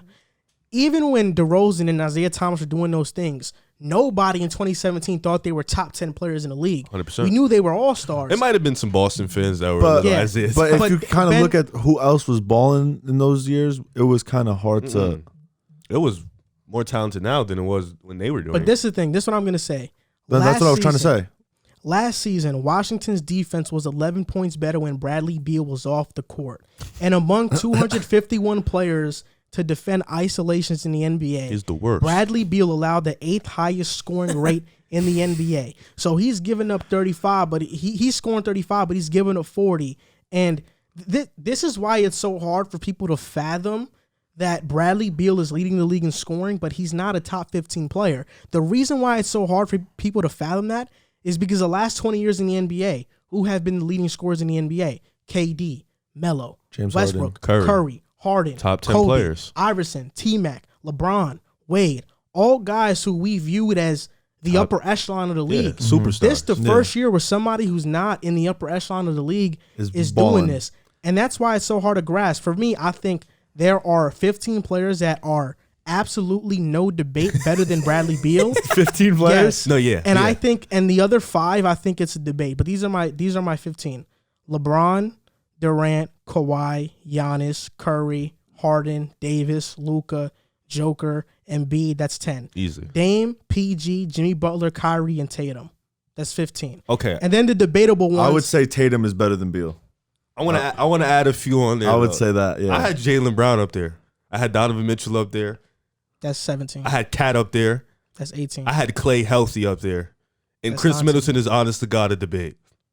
I think. I'm gonna be honest. I think that I think Chris Middleton is a debate. I think Rudy Gobert, in terms of impact, especially on the defensive end, Yeah. you Okay. could say that. I Okay. think Bam is debatable I think too. him and Devin you Booker also are Jamal literally at Murray? the same level. Jamal I Murray. didn't say Jamal Murray just because Debatable, I feel playoff like. Jamal Murray, yeah, but this I feel Jamal like- Murray, no. You could debate Trae Young. You could. You could debate Trae Young. I mean, a guy who puts up big numbers that aren't winning. So as much. I got a question right now. So you think he's a defensive liability? Is No, that he is a defense. so? Yeah, no doubt about it. Do you think his defense isn't up to where his offense is because he's putting so much effort on the offensive end? No, I think his defense is bad because he's a 6'3" guard that is not that strong, so he can't guard players that are stronger than So him. you don't think it's like he's choosing not to play defense? You're just saying he just doesn't have it in him to play defense. I mean, I think even if he did choose to play defense, he'd be an okay defender because when Washington was winning, he wasn't a horrid defender. He was okay, but he wasn't putting up 30. I think he's giving up that defensive thing. I think he just decides on he. It's clear he doesn't want to win. He keeps talking about he wants to be in he looks Washington. mentally drained after every game. But he knew coming in that this was gonna be a hard task. I agree with all those players though. I think there's a lot of debatables. I think there's more than what we named. I think we can go I down. think the list Bam of rosters. Adebayo might be up there too. Yeah, that's like Washington fans are crazy. Like I think he's overrated in the Those sense. are a lot of NBA fans think that Beal belongs in the top 15. And the people top were 10. just looking at the 34 points and they're just thinking, okay, top 10 player. No, But what else does he bring? nothing. That's what I'm saying, and that's what I was arguing is that what does Bradley Beal bring outside of the Lakers, the Clippers, and the Nets, right? Where can you drop Bradley Beal in, and he takes that team over the top? Like if you swap Middleton for Beal, do the Bucks become? I'm gonna better? be honest with you. I think the Clippers and the Lakers maybe. get worse with him. No, I don't think so. I think so. the Lakers would be think- a good fit. I think Clippers giving up. They're gonna have to give up a lot of their depth. Clippers would be and, a horrible and fit. defensive, and they don't have a point guard to really, and that's taking the ball out of Kawhi Like, I and think PG's hands. you Yeah. can. I think Bradley Beal on the Heat with Jimmy, Bam, and Beal. I don't think that's a lock for a championship. I don't even like, think that's a lock finals for team. ECF. I don't think it is. And last year we saw the Heat go on that Cinderella run. If you were to exchange Bam and Beal, I Stop. don't think they do that. They No, don't do that. 100%. No. They don't What do Bam brought to that team last year, Beal's not And bringing that's that. what I'm saying is that Beal, he's a great scorer, yeah, but when he goes to a winning situation and is forced to be the second / But third option, Adebayo, low-key could score, I feel like. yeah, he's just as- scoring like 19 a game this just- season. He could drop 30 if he wanted to, I feel My like. thing with Miami is Jimmy would easily take a back seat to scoring. I think we know that. Yo, definitely. But He doesn't want to score. Yeah, but is that the right call? Because No, we've seen I in the feel like end, no. Jimmy is a better closer than Bradley Beal. And let's be realistic. The Nets, Boston, Bucks. Those are the top 3 teams in the East. They get Bradley Beal. They're probably gonna have to gut their roster. Is that team really realistically beating those 3 teams? Like, is it a lock for them to beat those 3 teams with that big 3? I don't think so. Yeah, that's the thing for me, in that's why when I said it, because I said it on TikTok and I said it on Twitter, I got a lot of backlash for it. But when you watch the game and you see, like, what else does Bradley Beal bring? Like, he's not bringing much else. Like, we can, as much as we want to say it's a situation, at some point or another, you got to make the players around you better. He's not even that off-ball scorer he was anymore. Yeah, like, he's not making the players around him better. He's getting his buckets and he's doing what he does. That's it. But who is he making better around him? Like, he's not making anybody better around him. That's why for me it's a debate. And like I said, it's really unprecedented that a guy who's leading the league in scoring is not a top 10 player, like consensus top 10 player, but it's happening with Bradley Beal. And that's why people look at his scoring numbers and think he is. He's not even consensus top 15. Yeah, I don't think so. Like, it's like we just named 25 players, I think. And 15 were facts, and then the other 10 were like debatables. Like, what if you want to put like De'Aaron Fox there, or you could honestly debate Devin Booker at this. They're kind of the same guy if we're being realistic. CJ McCollum is kind of the same too. Even though Beal is younger, but McCollum was dropping 27 with the Blazers, and they're winning. True. Yeah. So it's like it's winning definitely matters, and when you're not winning, it's hard to sit there and look at your situation and say, "Call me crazy," but I think in a few years, LaMelo Ball will be debatable. Oh no, not debatable. He'd be better. Yeah, I think so. As a point guard, most def. Yeah. But you look at John Wall. He went to Houston, and he said, "I got to be the franchise guy," and he became a leader, and they're winning. Yeah. Like, they're winning. Well, they got him on. I think don't they got him on a minute restriction now? Well, nah, he's there. He just doesn't play back to backs, I think. Oh, okay. Oladipo has been balling too. Oladipo, he might be another arguable one. I feel like a little bit. No, I don't think so. Sabonis, we forgot Sabonis. Jesus Christ. I wouldn't say Sabonis either. I mean, but you could honestly debate it. Like, you could sit there and have a conversation about if Sabonis, because let's be honest, he's more impactful to his team, and his jump is the reason why they're so good. His shooting too.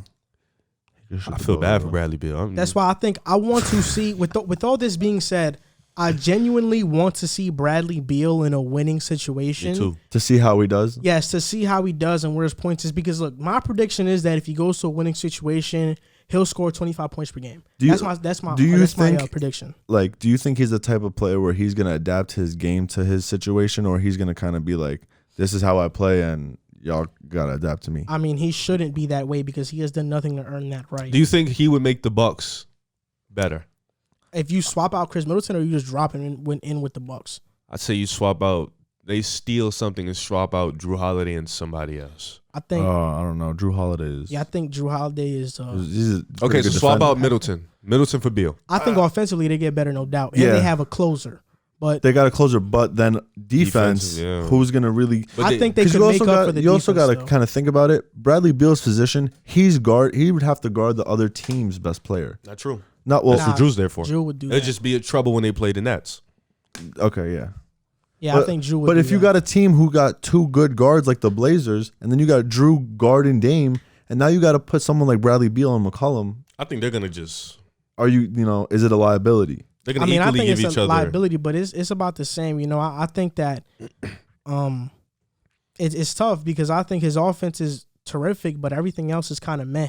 Like, his playmaking is meh. He's not a great playmaker. He's not a point guard like Harden. People want to. Why you gotta? He says Harden. Why do you have to? Because I'm saying when you look at the best shooting guards. Can you say another? Though? When you say when we talk about the best shooting guards in the game, Harden is number one, and this is who people are comparing Bradley Beal to right now. People need to stop. So that's what I'm saying. Like, compared to Harden and compared to the best two guards in the league, his playmaking is not there. His rebounding is not there. His defense is not there. I would even say Clay's a better playmaker than Bradley Beal. I don't think I'd say that. I've never seen in my life. I don't know. I don't know about that one. I think Clay could. Clay just worries about his buckets and defense and gets out the way. He ain't worried about nothing else. I kind of feel like you've said Harden in every segment, right? What can I say, man? Guy's a freak. He does. He does something to me, man. Whoa. Yo, come on. Y'all say pause on me. That's crazy. Come on, bro. Y'all got to make a little edit of that. But look, Harden has been phenomenal. It's Beal. We're talking about Beal, bro. Oh yeah, Beal has been good too. Beal has been good too. Like, I'm not knocking him.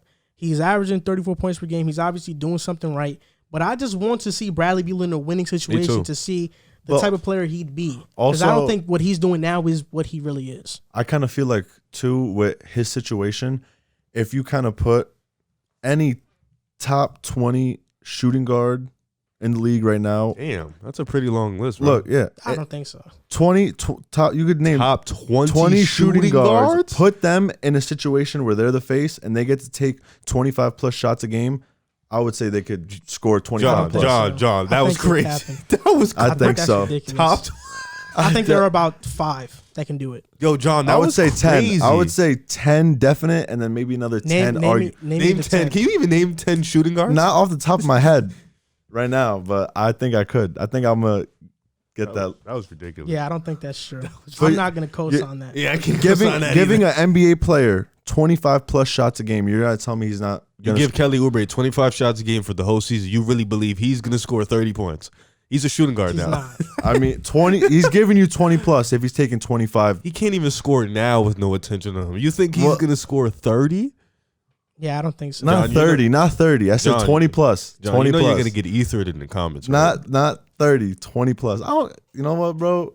It's all good. I'm gonna stick to that. That was a bad take. Our next segment is shying away. Our next segment is going to be shying away from NBA talk. We're going to talk about college basketball for a second, but not go too in depth. We're just going to talk about the number 1 pick. Who do you feel like should be the number 1 pick in the 2021 NBA draft? We know that this draft is a very loaded draft class, and the 3 top names are Jalen Suggs, point guard, 6'4". We know what he could do. Cade Cunningham, 6'8", 220 pounds, and Evan Mobley, a 7-foot center who has a old traditional big man game. So, you know, for me, I'm going to just go first, and I'm going to say I don't think this is a debate. I just think Cade Cunningham is by far the number 1 pick. I don't know why Riv, said this. You know, I don't know why he recommended this segment, but I just really think that Cade Cunningham, his physical intangibles and tools just make him the number 1 pick. He's shooting 40% from 3 this year. He's 6'8". He's 220. He's Ben Simmons with a jump shot. It's just no way that he's not the number 1 pick. He's going to be the consensus number 1 pick in the draft. Hold on, John, because this guy is really crazy. Okay, so boom. Before we make the topics, right? He asked me to send him a list. I sent him a list. He goes, "Those are all good." That was up there, and he runs me back the list of what we're gonna do, the final list, and that's up there. And then he has the nerve to sit there and say, "I don't know why Riv would do this. Why would you lie to me and say this was all good?" It was your idea. Oh, by the way, I just want to mention something real quick. So that thing by the undefeated that you talk about with the gather step. I was just telling you what he said. No. Okay. I'm just gonna read a little bit of the article. Okay. The move falls under the gather step rule, which the NBA either clarified or changed, depending on your opinion, in 2009. So I said it got no. When I said so it got emphasized. So it was always there, but it got clarified. Clarified means that it just they had to tell you the definition of it, the actual definition of it, and changed it. They put it in the C's depending on your opinion. So that means that they emphasized it more. I said that but that means it was always there. It was not made in 2009. You said it was made. No. I literally said it's been more emphasized. That's what I said. Yeah, that's what you I said. It was made. No, I did not. I read. I don't think so. There was a part in the segment where it was made. No, I just read what he said. He said made in 2000. I didn't go in depth into the article. I just read 2009. I was like, oh, he said made in 2009. But what I said was has been more emphasized now than before. That's what I said. Nah, you said something different. You said it was brought in 2009. No, I was reading. I was literally reading the same article you was reading. Nah, so don't do that. Anyways, back to the topic. Yeah, no. Cade Cunningham should definitely be the number 1 pick in the NBA draft. I mean, I've been reading up a lot on mock drafts and reading up on what they've been saying. There's been serious debate about who's number 1, but I don't really see anybody outside. I really think it depends on the team, but I don't think any team's going to pass up on Cade Cunningham. A 6'8" guard. I think these new guards coming in are going to be some big size guards, 6'8", 6'7", with Jalen Suggs being the exception. He's 6'4", but he's very fast and very strong, and he played quarterback. He's pretty nice too.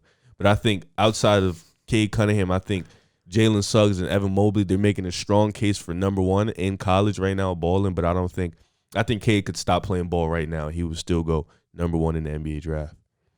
I don't really know too much about Cade or Jalen, but I've seen Jalen play more than I've watched Oklahoma State. And from what bandwagon. Yes, actually, because I always usually got my money on these crazy Gonzaga spreads. But from what I've seen from Jalen Suggs, I think what Riv said was like perfect. It depends who got the number one pick. Like if you're from based off what you guys said, I think if you're looking for a more facilitating guard, like more like point guard, I think Jalen Suggs would be like the guy who you would go with. But I think now and today, what we're seeing with guards, 6'8", he could shoot the ball, which like all that. Like I think that's what teams are more attracted to now. So from based off of what I'm hearing, I think why he should not. Let me ask you a question. The Kings get the number one pick, hypothetically. Who do they go with? I think they go with Cade. Do they go with And Cade and play him at the 3? You play him at a point forward position. Because they picked up Halliburton, they picked up Fox, so they already have 2 point guards. Now, I think Hallie can play the 2. So you don't think they go Evan Mobley and give up on Bagley? This is my opinion. I feel like Bagley could still. He's all right. I think he's all right. I think for him, like being a star, it's over. Yeah, it's wraps. I think it's over. Bagley. I think he definitely could be not a star. Like a role big. He's a horrible defender though. That's what's really holding him back. But this is the thing. I think picking centers high in the draft, or at least with your number one pick in the NBA, is getting outdated because we've seen these past centers that have gone high in the draft have been disappointments. When you look, especially when the class is a deep class, right? So he's a different type of big. You look at Marvin Bagley. Marvin Bagley, who was guys that were picked? Luka was there, Trae Young was there, and the Kings passed up on them to pick Marvin Bagley. Then you look at the Suns when they picked DeAndre Ayton. Same thing. Like you picked DeAndre Ayton over these guys that are really good because you thought this center was going to come in and dominate. And DeAndre Ayton is a good center. He's actually picked up his defense, which was a question mark of his coming into the NBA. Yeah. But he's not Luka. Centers don't have the impact on a game like a guard. So I think I don't think it's a debate. I think Cade Cunningham isn't the one pick. I think Jalen Suggs, even though he's very fast and he's 6'4", so he's not small. He's actually tall for a point guard. I don't think right now in this moment you could drop him into the NBA and he'll look like he has an NBA body amongst NBA players. I think Cade Cunningham has an NBA body already. He is like there. Anthony Edwards. Yeah, he is there physically already. So I think he could hold his own in the league as soon as he gets dropped in. I think Cade Cunningham has all the tools to be the best player for a long time. Not the best, but one of the best players. I think he'll be the best player in that draft. I think even Jonathan Kuminga you can throw in that. I'm not saying he'll be number one, but you could throw in the pick before Mobley or Jalen Suggs because, like Joel said, he has the physical, just like Cade, he has the physical tools to just bang with players in the NBA. So, like you said, I get it. The big men is kind of becoming outdated. I don't know, though, because the new set of bigs coming in are kind of like Porzingis in a sense, bigs that could stretch out and shoot. So, it's definitely going to be interesting to see in these next couple years, with Chet Holmgren and that guy from overseas, Victor Wembanyama or something like that. See, this is the thing with me is I think for a team to draft Evan Mobley it's gonna have to be the right team and the right fit. What about Charlotte? That's a huge fit, possibility. actually. That's a huge But possibility they need a big. for them. They need a big. That's a huge possibility for them. But I wouldn't rule out the Knicks. I think people are done with Mitch. Are not done with Mitch, but I think Mitch is not the player that everyone thought he was going to be. I just think you guys need a point guard so bad. I think this is the draft where you're like, all right, it's time. Point guard. I get it, but I think if Jalen Suggs is off the board, Cade Cunningham is off the board. You get the two we were talking about, the 2 lottery picks, Dallas and you guys. Then you could actually, get a guard and a big. Yeah, but for me, I think Evan Mobley, it just depends on the right team and the right fit. I think guys like Cade Cunningham, he's positionless. You could play him at the 1 and to it's 4. positionless basketball now. Yes. There's no really. You could play Jalen Suggs at the 1 or 2. Jonathan Kuminga's a forward, but he could slide into that 2-guard spot too. 2 through 4. Jalen Green, he could play the 2 or 3. So there's guys that are positionless. Where you look at Evan Mobley, he could probably play the 4 a little bit, but I think he's more of a 5. So it's going to be tough for him. He's not really a tweener like that. He's kind of built like Bobo. So it just depends. I think that long and lengthy. Mm-hmm. I just think that centers are getting outdated, and if you're not dominating, and I mean dominating the college ranks as a center, That's it's going to be true. hard to Yeah. be picked number one. Just because of the failure rates of these centers. I mean, You you gotta could be get, like Anthony Davis type level. Like when he was Embiid type. Yeah. yeah, even Embiid. And Embiid wasn't like, No, defensively though in college amazing he was in college. incredible. In Like, Kansas, he was different. him and Wiggins. Yo, I remember But that. Anthony Davis on Duke was Yeah. Kentucky. my bad. Yeah, Kentucky. But I think no my doubt boy about Pratt's gonna get sick at that. I think no doubt about it though that Cade Cunningham is and should be the number one pick. I hope Whichever we get team the drafts one. him. I'm sorry. I Oh don't my I don't gosh, want to so make the do play. I. I really hope we Neither get do the I. one, bro. He's that good. I hope we get the one. I wouldn't be mad if the Knicks Little make Zach the, make the LaVine playoffs. with him. If the Knicks make the playoffs, get a lottery pick from the Mavs, and we draft Jared Butler. Why would you draft Jared Butler with the lottery pick? No, not the lottery pick. Oh, a later pick if we make the okay. playoffs. Yeah, he's good. He's really good. I think Jared Butler fits the Knicks' identity. Why do you keep trying to get point guards? Like, go get a franchise player. Why do you keep trying to get these? Yeah, do you think RJ was a good pick? Yes, I do. At that point, yeah. You think he's the face of the Knicks? Yeah. I mean, right now, yeah, he's doing what he does. He's only 20 years old. He is really young. You're right. And most NBA players really don't develop until. We were talking about RJ versus Hero. Remember a year that? ago. Yes. Yeah, we were. And That I think was to just this a year point, ago. RJ probably is better. Right now? Yes. Than His Hero? defense is so much better. RJ locks up sometimes. He plays good D 95% of the time. He has those modes when he get in lockdown mode. If you switch them, where do He you? wouldn't fit. RJ Barrett wouldn't fit with Miami. And I don't think Hero would fit with the Knicks. Yeah. It was perfect situations for both of them, honestly. Especially now that he has Tom Thibodeau. I think this is like the perfect space. Yeah, The perfect Tom situation Thibodeau's a for- really good coach.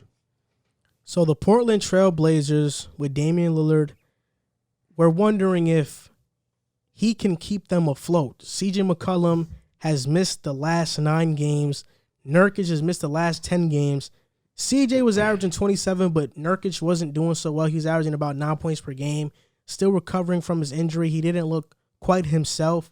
But do you think that the Blazers can keep this up without McCollum and Nurkic? And before you guys go, I'm just going to give my take, and I'm going to say, yeah, I do. You know, they beat the Sixers without Dame, McCollum, and Nurkic.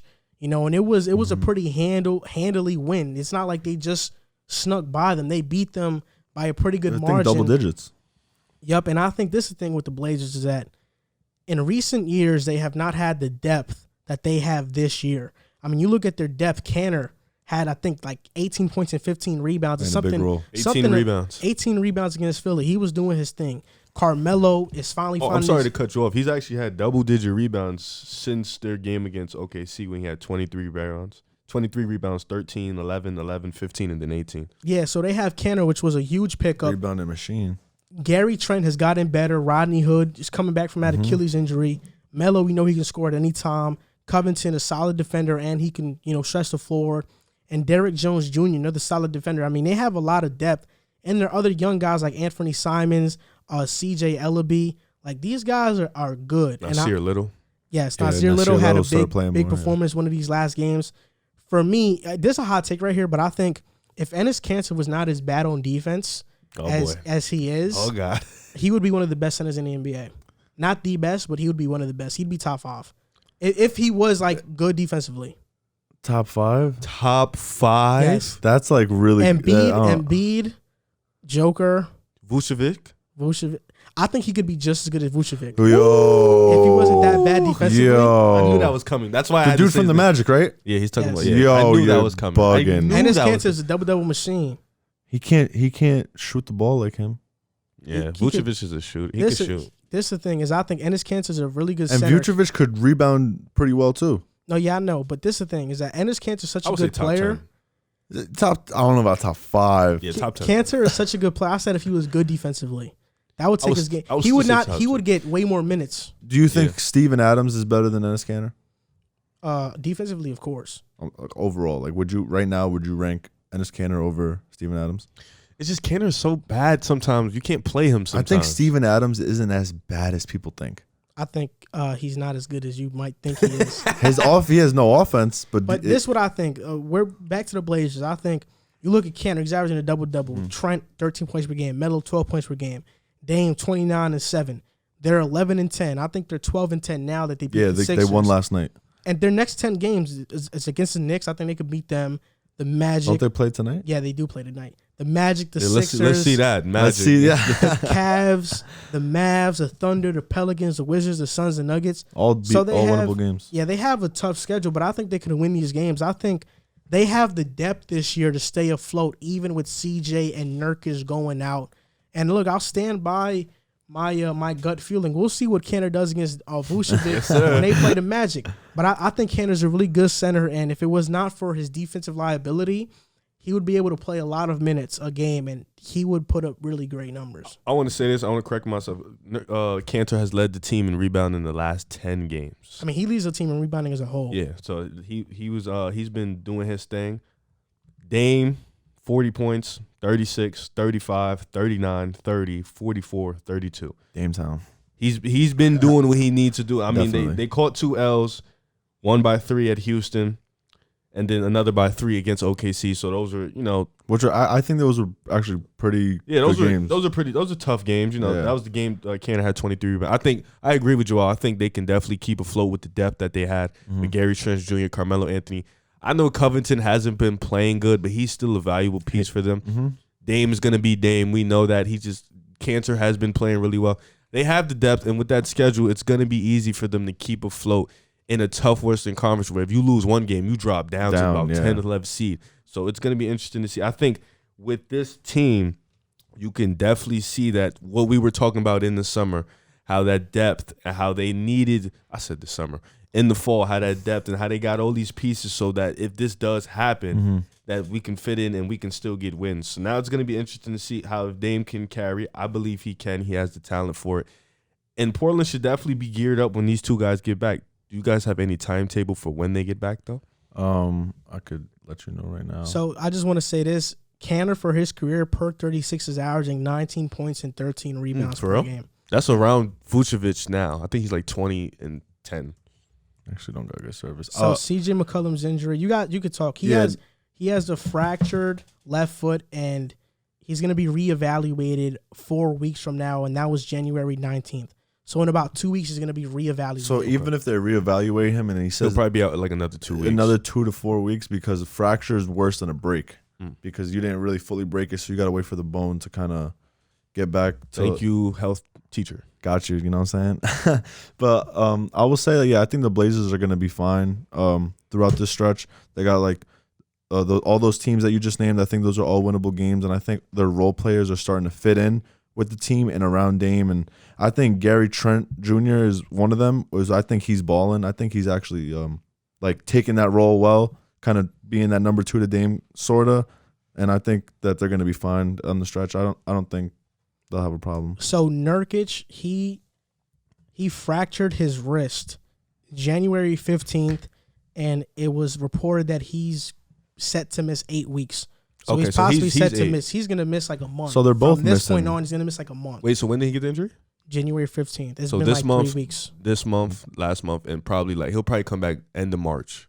Yeah, so he's going to be out for a while. So is So- CJ. So I feel like if they could at least be around like anywhere from the 6th to 8th, Well, they'll be fine. up until March 4th, they got the Kings, the Warriors, Charlotte, LA, Denver. I'm going backwards, by the way. Denver, Phoenix, Washington, and then goes to what he said. So, a lot of winnable games. A lot of winnable games. Without Dame, it's going to be tough against LA. I mean, I said Dame. Without CJ and Nurkic, it's going to be tough without LA. Golden State is always going to be a fight, especially without those two guys. Yeah. Phoenix is going to be a fight. Denver is going to be a fight. That's going to be a tough road trip. Phoenix, Denver, LA. New Orleans is going to be a fight. OKC is going to be a fight. So it's going to be Especially tough. when you're missing your like a player like CJ who's also going to give you like 20 plus. Yeah. And also like Nurkic, who is there, he's like a big man. Like he plays a big role in their offense as a big man, like pick and rolls and just like even rebounding. But Enes Kanter is kind of filling that role in a sense. It's going to be interesting to see, man. I'm excited. I'm excited for that Golden State matchup. I like watching the Blazers play. I think they're an exciting team to watch. I'm going to be honest. I think that they have been on NBA TV way too much for me. That's just my take, though. I'm going to just say this. When they play Golden State, Steph is going to have 50 again. I'm just going to let y'all know this he had 50 last time they played. 62 points. What's wrong with this guy? Wow. It's 60. He gave him 62 points, man. I mean, that's the thing. I think the Blazers have put themselves in a position this year to stay afloat, even when their better players get injured.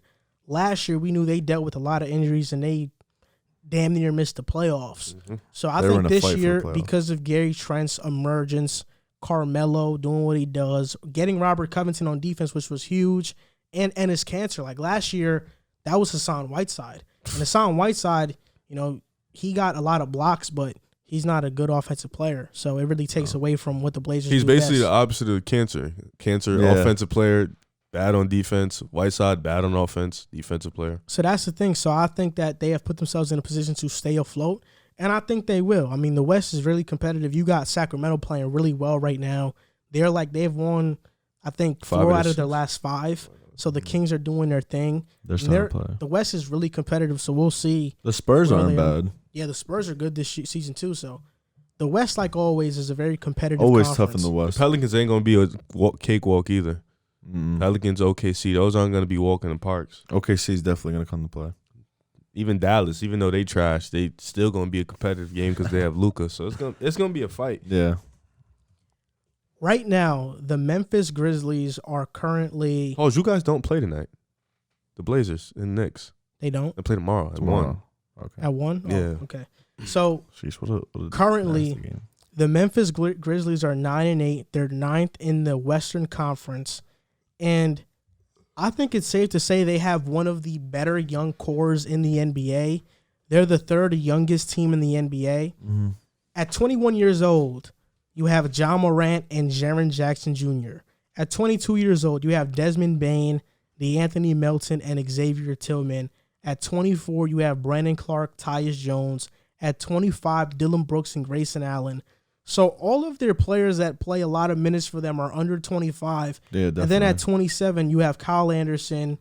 28, Jonas Valanciunas, and their oldest player is Gorky Jing at 31. In your opinion, do you think that the Memphis Grizzlies have the best young core in the NBA? I would say yes, because I really don't see another team right now who has players who haven't even hit their ceiling yet. Like you just said, their oldest player is 31. If you really thinking about that, that's actually like crazy, because most, all these players are like 2nd, 3rd year guys. Most of them really haven't been in the year for like 4+ years, so they haven't even really hit their full potential yet. And they're already an exciting team to watch. John Morant already came into the league last year, and I feel like kind of shocked the league a little bit. I don't think anyone really expected him to be as good as he was. And Josh Jackson, even though he was like starting last year, but I think he was coming off the bench a little. I followed him in college. I always liked him. Really good shooter. I think he's like fits into what they try to do with Ja. He's like a drive first type of point guard. So him being in the corner, he hits a lot of threes for them. I think he's a good spot up shooter. All those other players, Desmond Bane. Yeah, I think he fits into their offense too. I just think that as a team, they all like to play with each other and they mesh. And I do think that they're going to stay together and try to really build something. Yeah, I think the most impressive thing about the Memphis Grizzlies so far is that they're winning games and no player so far on their team has played over 30 minutes per game. Like everybody's playing under 30 minutes. Everybody's doing their thing. Ja's averaging 19-7. Dillon Brooks is having an off year in terms of field goal percentage, but he's averaging 15.6. Jonas, 14-10. Brandon Clark, 13. And this is without Jaren Jackson Jr. He has not played this year. I read up an article that his return is coming soon, and they have a timetable for it, but he's just not announcing it. And you talked about Desmond Bane. Desmond Bane is a terrific rookie. I like him. When we in the draft, when we talked about who was going to be the best shooter in the draft, it was between Aaron Nesmith, Isaiah Joe, and Desmond Bane. I think Aaron Nesmith has gotten dealt a bad hand because Boston was so stacked in terms of their guard and the wing position that wasn't able to really. Yeah, he doesn't have an opportunity to really get a rhythm. Yeah. In terms of Desmond Bane, he's been slotted in Memphis and has an opportunity, and he's shooting 50. Get opportunities. Yeah, and he's shooting 50% from 3 right now. He's doing his thing, and Xavier Tillman is kind of like the modern, or not the modern, but he is kind of playing that Draymond Green like a role for the Grizzlies. And ever since Draymond got drafted and did what he did with the Warriors, a lot of teams are taking risks on these shorter center/power forwards, and Xavier Tillman has gotten a shot with the Grizzlies, and he's been really good. He's a really great defender. I think overall the Grizzlies have a great core. They like playing together, and they're really good defensively. And I think that makes for a recipe for success. I love when people – the Grizzlies. I remember we used to talk about the Grizzlies, the grit and grind era, Mike Conley, Marc Gasol, and it was a slow to pace. We're going to lock down defensively, and we're going to score slow. I think this team is gearing toward that process in a sense, building the right way, getting these guys out of the draft. I don't think they're going to go out and get any big names in free agency. I think they've been playing really well. I think these young guys are grooming together, and they're playing well together. I mean, you said it. This team, and Dylan Brooks is probably – I didn't expect him to be this good coming out. I thought he was just going to be like a Denzel Valentine. And he's exceeded my expectations. Ja Morant is geared. He has that superstar it factor in him. I think we all can see it. Yeah. He has that dog in him. When they get Jaren Jackson back, he's a really good player, and he's a good defensive player too. They're going to miss him. But with this team, I think Desmond Bane, DeAnthony Melton, Xavier Tillman, Dylan Brooks, Ja Morant, I think this is the young core they're going to ride with. And with this upcoming draft, they got another time where they can pick out guys and bring it into their core. But I think they do have the best young core in the league. I used to think it was Phoenix. Phoenix kind of has a couple good guys, Michael Bridges, Cameron Johnson, Devin Booker. I used to think it was Atlanta, but Cam has been inconsistent. DeAndre Hunter has been really good. Trey's kind of teetering.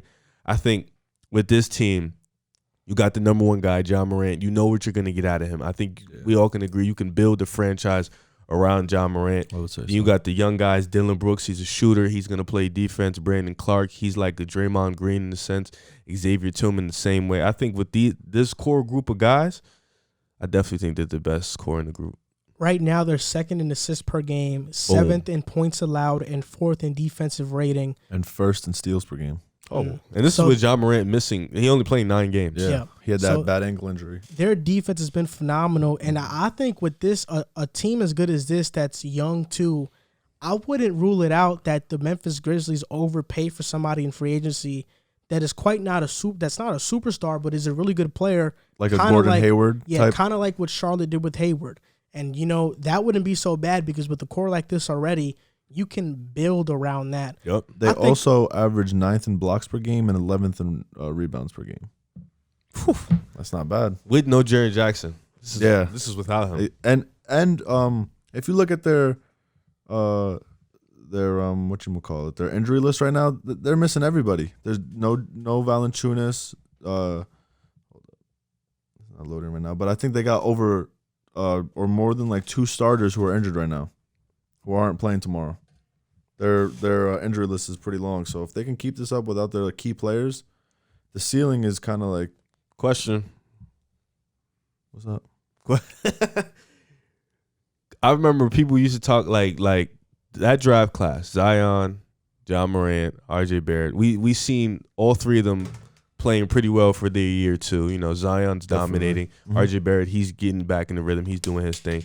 Ja Morant, he's doing his thing. But Ja Morant is the only one who seems to be leading his team to the playoffs. Is that going to be a knock on Zion and RJ in a sense? Because I don't think we can all agree. I don't think so. Memphis is that much better than the Pelicans. I think the Knicks, they might be. I think all 3 of them are kind of in the same tier, but I just think the elevation of Ja Morant and elevating their game is kind of huge. Do you see that from Zion or RJ anytime soon? I mean, the thing about that, I think Zion especially. I think Zion has not done it because I don't think that's Zion's game. I really don't. I think Zion is more of a player that's going to feed off another lead guard. Else, yeah. And I think that Stan Van Gundy has been a bad coach thus far, especially coaching the Pelicans. His lineups out there, spacing is horrible. They did a bad job constructing that roster. When we talk about the Knicks, I don't think RJ is the best player on the Knicks. I think that's Julius Randle right now. RJ has been good, but I mean, we're talking about RJ and Zion. I think a guy who has been doing good is Darius Garland for the Cavs. I mean, they're in the playoff hunt right now, and he's really good efficiency-wise, averaging 17 and 8. Like, I think that Ja Morant is really good. I think he could be a top point guard in the league, but I don't know if I see, like, superstar. I don't know if I see, like, Like top, Damian Lillard type of I think standard. I see that, but I don't think I see Steph. I don't think I see Kyrie. You know, I think Ja's more of a playmaker, facilitator, and I think this team was just perfectly built. You know, Taylor Jenkins has done a good job, but these are a bunch of guys who have bought in. Like, you look at Dylan Brooks, look at Desmond Bane, Xavier Tillman, Jonas Valanciunas, who was a very underrated pickup when they shipped out Marc Gasol to the Raptors. He was a very underrated pickup. You look at DeAnthony Melton. These are a bunch of guys that are buying into playing defense, like defensive first guys. Yeah. And John Moran, I'm not sure that if he fits that defensive first style, I don't know if he'll have gaudy numbers with this team and the way this team is building towards. I think he's more of like a Mike Conley mold, if anything, with a little bit of better stats. I think just leadership wise, you know, coming in the Grizzlies, following behind the rookie, you know, that kind of looks at it like, yo, he's a rookie. How would he be able to lead us? So I think that showing early in his career having those leadership qualities is definitely a step forward in being a franchise player. What did you mean, though, about he's on the Dame tier and not the Kyrie tier? Aren't they on the same tier? Like, yeah, I was going to say that you wouldn't consider Dame a superstar? No, but you said Kyrie as if, like, aren't they the same type of tier? Like, I'm confused. You put him on Steph's tier. I was, like, boggled by that. What you mean? I didn't put you said he's on the Dame tier, not the Steph, and then you said Kyrie after. I was like, would you consider him like on Dame level? And you were like, nah, I would consider him on like Kyrie's stuff. Like he's not gonna be a Kyrie Steph. Yeah, he'll be on the Dame level. So I was like, what you mean by that? Like, I might have misspoke. I wouldn't put him on neither of those levels. I think he'll be a top 10 point guard in the league. Oh yeah, okay. I don't know if he'll be like a top 5, especially with the guards that are like coming. An all-star. Maybe, yeah. In the West, is gonna be really hard. I'll put him like in the Jamal Murray tier. No, he'll be better than Jamal Murray. Easily. I mean, I don't know about that. I mean, after what he did in the playoffs last year, I don't know. You could say past 2 years.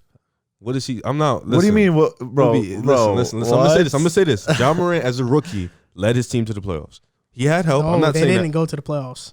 No, what you mean? He because the Grizzlies didn't go to the playoffs. It's because they got joked by that stupid bubble rule, and they were in at the time. Okay, they were close. Boom. This year, he's back. They're doing their thing. I just play in. Yes, the plan that they're gonna have this year as well. We'll see.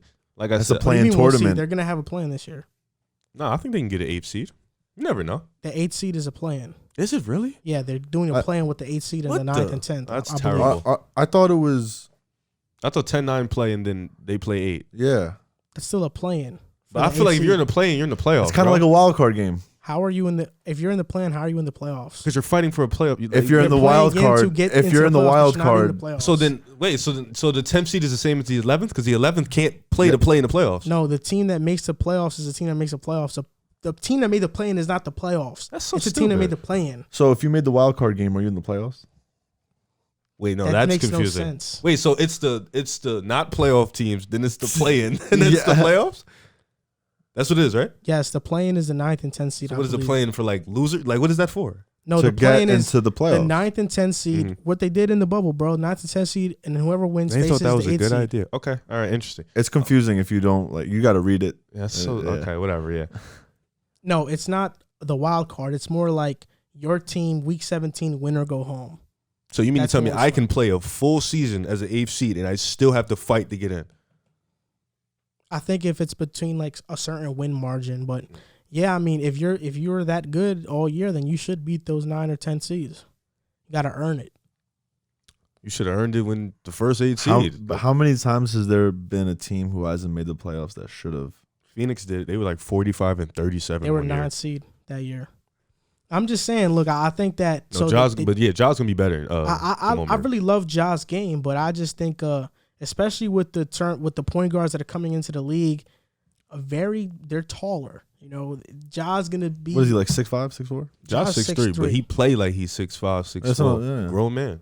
So I mean, I don't know. I just think that I'm kind of worried about Ja and his health. The way he plays very erratic. I guess kind of like broke his leg. Kind of like Derrick Rose, like he was playing crazy, like kind of, and that's why his. I think Ja plays way more crazy. Yeah, like he be putting his body on the line. Mm-hmm. He be jumping in the air. He be going at everybody. So that's why. But I hope that the Grizzlies do good in the future. I mean, I think they're probably 2 pieces away.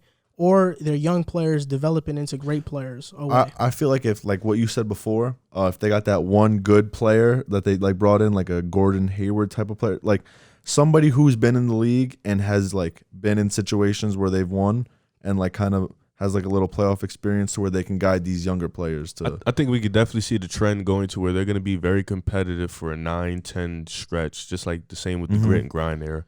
Especially because they're in the West. So all these young players are playing tough competition early in their career. I feel like for later in their career, that's going to give them the experience to beat those teams later on. I think all the young point guards are going to go to the East because all the dominant, aside from Kyrie, like point guards are in the West. Steph, Dame. Yeah, so I think true. like We need some balance, yo. Yeah, all the bad teams are going to get the point guards, but they're going to be in the East. Like the Knicks might get an East point guard since they got Dallas picking stuff. And Luka's technically a point guard, So. Yeah. Currently, the Dallas Mavericks have been very bad.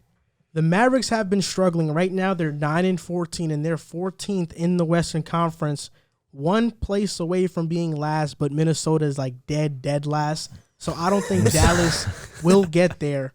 But I think a question that a lot of people are asking are why are the Dallas Mavericks struggling? Dallas Mavericks fans most likely have the answers to those questions.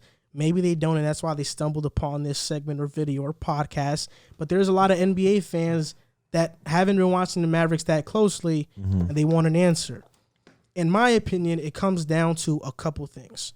One, it comes down to the Mavericks' lack of passing and rhythm on offense. Their offense is very stagnant. This year, they're 27th in assists per game. Last year, they were 14th. They have the worst three-point shooting percentage in the league. Last year, they had the 10th in the league. And for me, I think the loss of Seth Curry has been more detrimental to them than they would have believed because they traded Steph for Josh Richardson in hopes that Josh Richardson the offense would be a little bit worse, but the defense would get tremendously better. Yeah. And the defense has pretty much stayed the same, and the shooting has got tremendously worse. And I think the loss of Steven Silas was huge. He was the guy who was innovating a lot of their offensive like designs and motions on offense. So because of that loss of Steven Silas, I think it's been huge. And I think the player it's impacting the most is Kristaps Porzingis. We know that he hasn't been New York Kristaps in Dallas so far. But the reason for that is because I don't think they've been using him properly. Everybody feels like the answer to Kristaps being good is to post him up. He shoots 44% from post-up shots, so he's not a good post-up player. He's more of a face-up player. He's a perimeter-oriented big man. And Steven Silas maximized him, and you saw that stretch in the bubble where he was really good because they ran him in a lot of pick and rolls, a lot of pick and pops.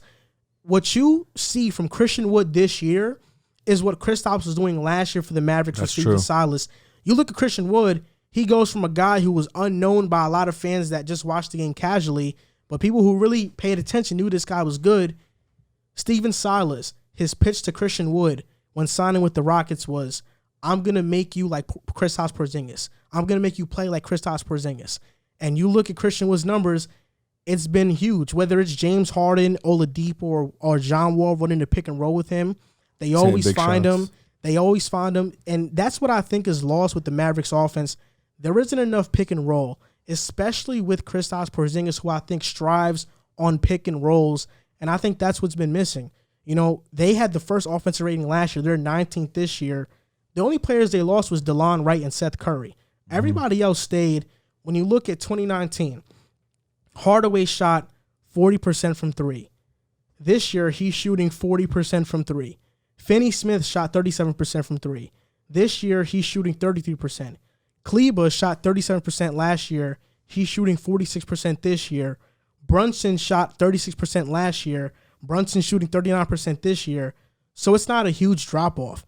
And even between Porzingis last year and this year, it's not a huge drop-off. It's only a 3% drop-off. And Luka is only a 2% drop-off.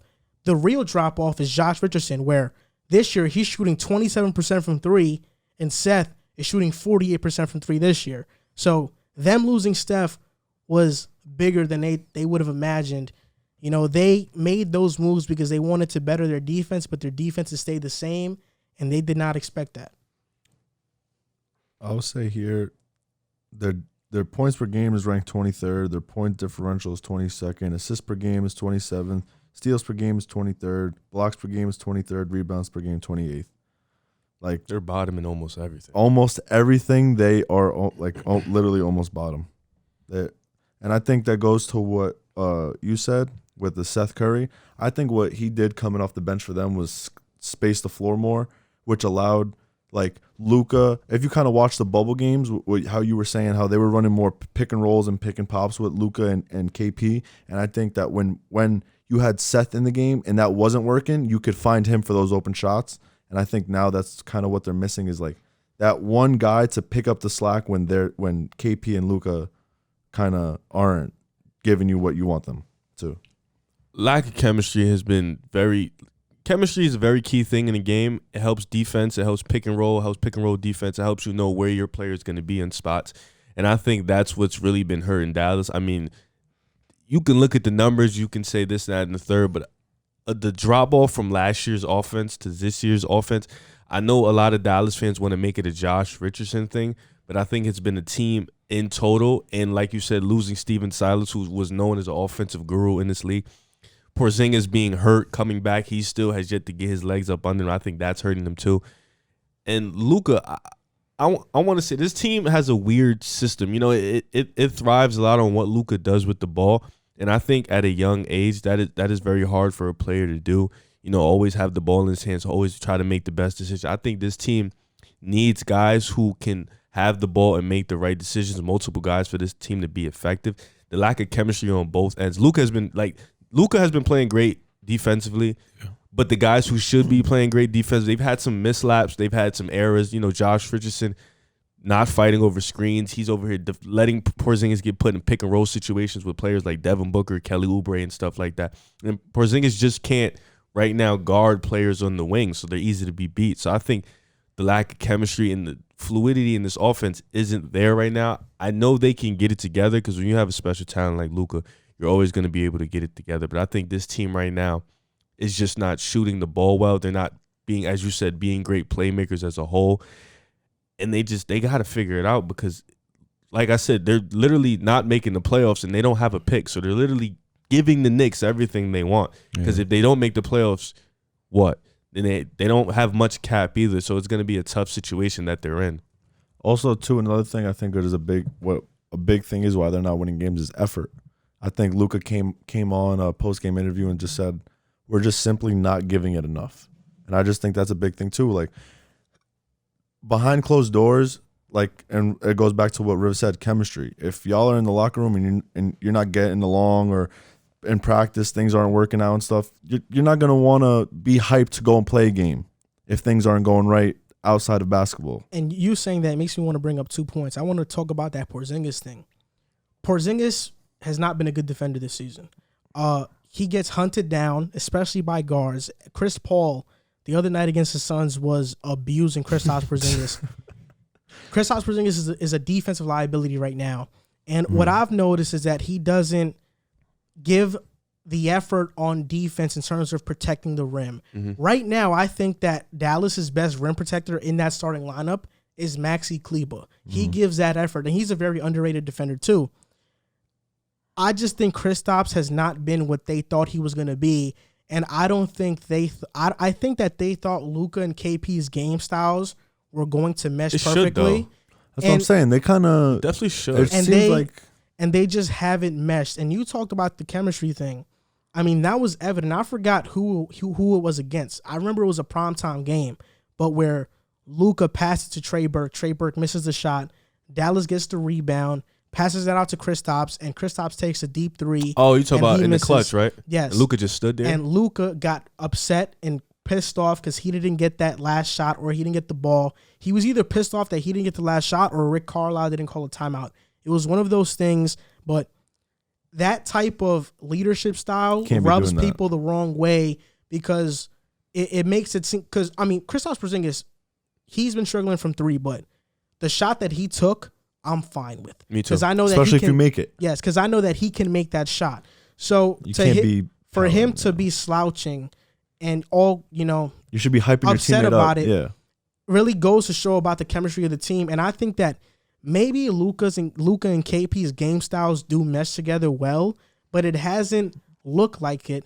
And maybe it's not looking that way because they don't like each other that much off the court. Exactly. That can always be something. We don't know. But I'm not sure. I just think that there's a lot of stuff. I talked about the stagnant offense. The defense has not been very good. It's been basically the same that it was last season. Steven Silas going, Seth Curry going. And overall, I just think that this offense is a very one-pass shoot offense. You run a guy off a screen, that first pass he's shooting, or Luka goes into the lane and passes it out. It's a shot. There's not much movement. There's not much ball movement within the offense. They're getting real predictable. It's a bunch of just whoever gets the first pass is going to shoot the ball. And you brought in a guy in Josh Richardson who is a very isolated-oriented offensive player. That's where he strives at. He's not a spot-up shooter. So he's an isolation-type player. Tim Hardaway, it seems like every time I'm looking up, he's taking a half-court three. Always. Literally always. So he chucks up a lot of shots, and sometimes he's on, sometimes he's off. That's been the story of his career. Real inconsistent. So it's been a lot of things, and this offensive system has just looked very different than what it was last year, and they basically have the same team. So the fact that they're struggling this bad is kind of a shocker to everybody. Last year, per 100 possessions, Kristaps Porzingis' on-court, off-court impact was a plus 6.3 and a plus 3.0. This year, they're both negative. His on-court is negative 8.4. This is per 100 possessions. So he's dropped immensely. That's a lot. And I don't want to blame it all on Porzingis. I think the injuries have definitely bugged him the wrong way, and I think not being fully healthy has definitely hurt him. He just wants to play. But he's been playing 100% at center this year. Like, that's his position. That's what he's been playing all year. So, like you said, they've been hunting him all year. They've just been putting him in pick and rolls. Like I said, Josh Richardson or Dorian Finney-Smith or Tim Hardaway Jr., they're not fighting hard enough to get over a screen, therefore leaving Porzingis in bad matchups. And that's just chemistry. You got to know that your big man can't play defense right now. Or on Rick Carlisle, you got to put Maxi Kleber in the game. You got to put somebody else in the game that can do that. I know Porzingis' offense is he's very talented. I know he can hit that shot, but sometimes you got to sacrifice offense for defense to get wins. Mm-hmm. Yeah, I just don't think the answer for the Mavericks is to post up Porzingis as much as everybody is trying to urge it to happen. I just don't think that was never his game in New York, and it's not his game now. It's just a very surface-based analysis looking at a guy that's 7'3" and saying you should shoot more post-up shots. That's really all it is. But the Mavericks have a lot of struggles, and we're going to see if they figure it out this upcoming season. A team that has had some struggles, but not much as of recently, have been the Golden State Warriors. And I think that River can talk more in depth about this because this is his favorite team because he bandwagons the Warriors because of Steph Curry. Wow. And I know that on Twitter, River is very critical of Steve Kerr. And he recommended this segment. So, Riv, I want to ask you this question. Why are you putting you on the spot? He's crazy, bro. You can't have ideas, bro? Is Steve Kerr costing the Warriors games? What do you think, Riv? Because you've been bashing him on Twitter a lot. You are really Wow, he's going off on you, bro. For the record, they're not really my favorite team. I'm just a Steph Curry fan. If Steph doesn't play, I don't acknowledge them at all that day. So that's it. Yes, I do believe Steph Kerr. I do believe Steve Kerr is definitely costing them a few games, and I want to get into that a little bit. And it's not Steve Kerr has always been KD. Remember when KD was talking about Steve Kerr as a coach? Yeah, talking about how he makes bad decisions, how he's very bad in situations. I think we're starting to see a lot of that this year. And with this team, you've seen that Steve Kerr was going to get a lot of eyes on him because he didn't have Clay this year. Draymond's kind of old. And we're going to see the first time where Steph Curry is come back off an injury. Yeah, he doesn't have an all-star next to him. So exactly. It was going to be It was going to be a lot of eyes on Steve Kerr. And what we've seen this year is Steve Kerr makes a lot of bad decisions in situations. It's kind of like in football when you see a coach have bad clock management or you see a coach what are you doing? Yeah, like Steve Kerr makes a lot of bad subs and situations. For example, Golden State played Boston the other day. It was a great game, great back and forth. They were going at it. Mm-hmm. Steve Kerr starts the fourth quarter, no Steph Curry. Golden State, they're doing good. His problem in games like that, where the games are getting out of hand, where you start to see the other team fading out, he refuses to put Steph Curry in the game. And I get it. He's trying to hold Steph Curry. He's trying to keep Steph Curry's career going further. He doesn't want to play him 35, 36 minutes because He wants to keep him healthy for the next year. I understand that. But in a situation where you can win the game, the team is down 6-7, they lose momentum, they need their guy, their leader to come into the game, and you have him sitting out there and letting Brad Wanamaker play the whole time. It's embarrassing. Not to mention the starting lineup of Steph Curry, Kelly Oubre, Andrew Wiggins, Draymond Green, and James Wiseman is horrible. It is actually one of the worst starting lineups in the league by the numbers. It's just a fact. You can look it up. It's literally one of the worst starting lineups in the league. Starting Damian Lee or even starting Juan Toscano, who he has been doing, has been the right move. Going with a small ball lineup with Wiseman now, obviously he had to do it, and Kevon Looney. Starting Kevon Looney is horrible too with Draymond. I don't know why he thought that was right. But starting Damian Lee or Juwan Toscano has been the right move because Kelly Oubre is more – he hasn't been good with the first unit. He just gets the ball, he chucks up. He kind of has 3D vision. He doesn't look anywhere else. Putting him on the bench with the second unit is honestly better because you let him run and operate or you let Wiggins do it. But the fact that Steve Kerr, he just makes bad decisions in situations where all you have to do is put your star in and let him be a star, let him be a leader. And that's why I think Steve Kerr, I think the championships were great. I think KD and Steph Curry were a great duo. He won his championship. He got his flowers. But I think this year we're starting to see that Steve Kerr is not really that great coach that we thought he was going to be. See, I'll say this. First, his name is Juan. Sorry. His name is Juan Toscano. Juan. That's his name. So Juan Toscano Anderson. He has been playing pretty good.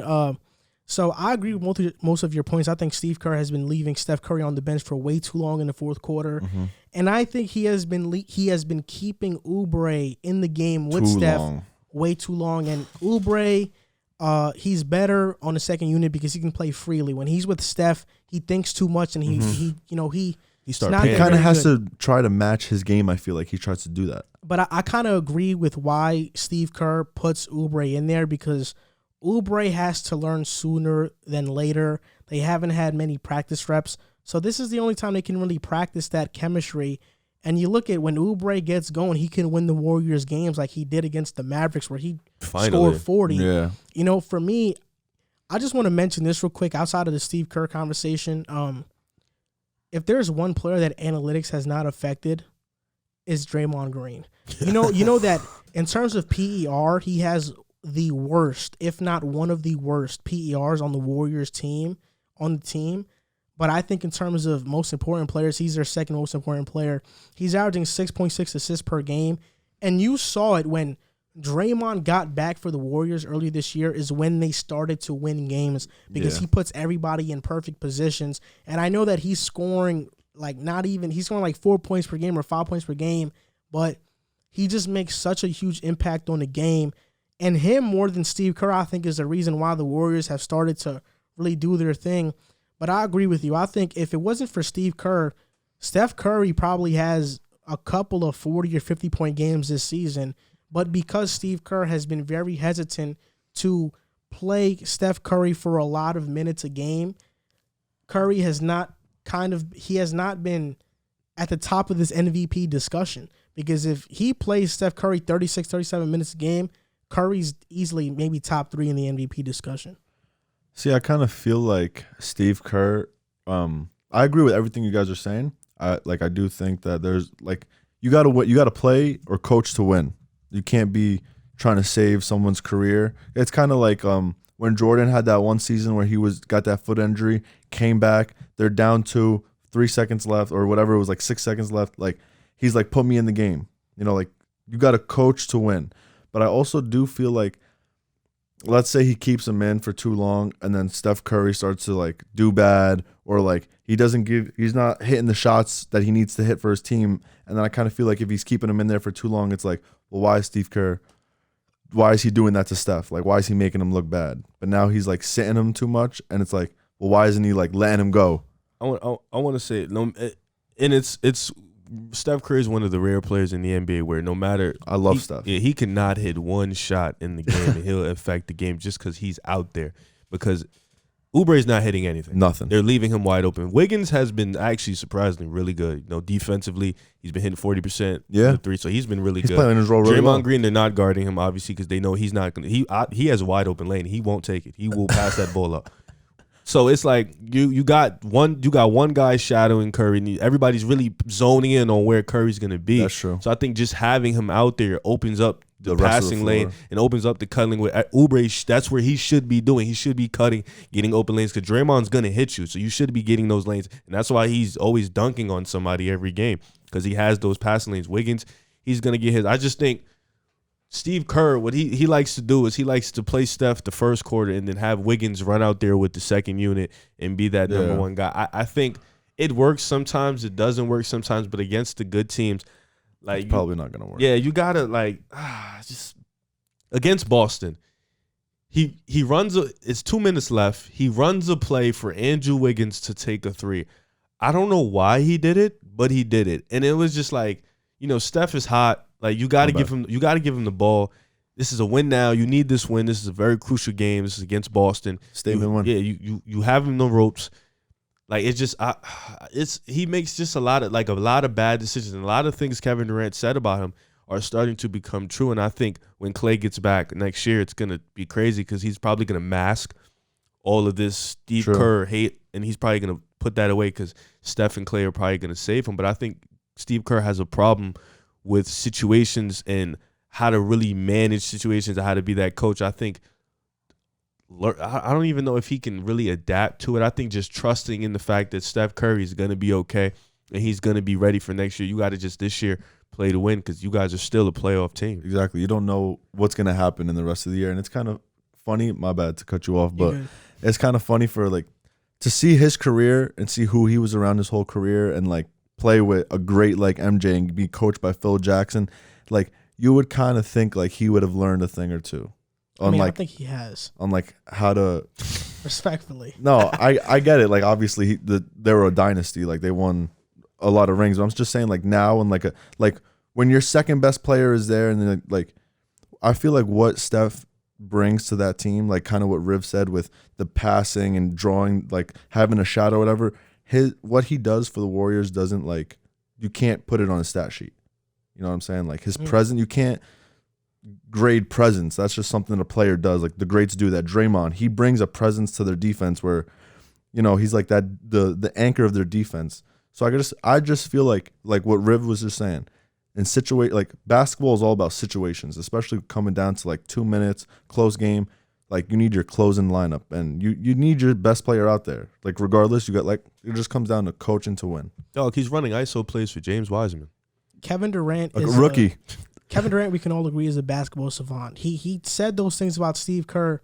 Another coach that people didn't really pay attention that he said similar things about was Nick Nurse. I mean, when Kevin Durant talked about Nick Nurse, Kevin Durant said that Nick Nurse was a very good motivator, but in terms of X's and O's, he's not very good.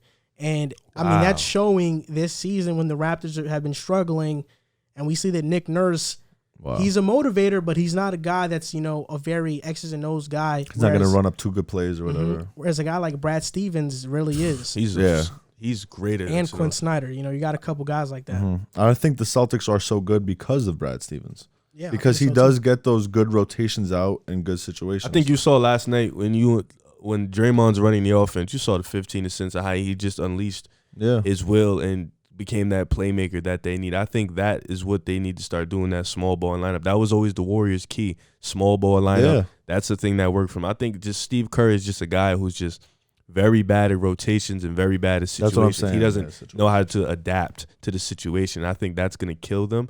Right now they're 12-10.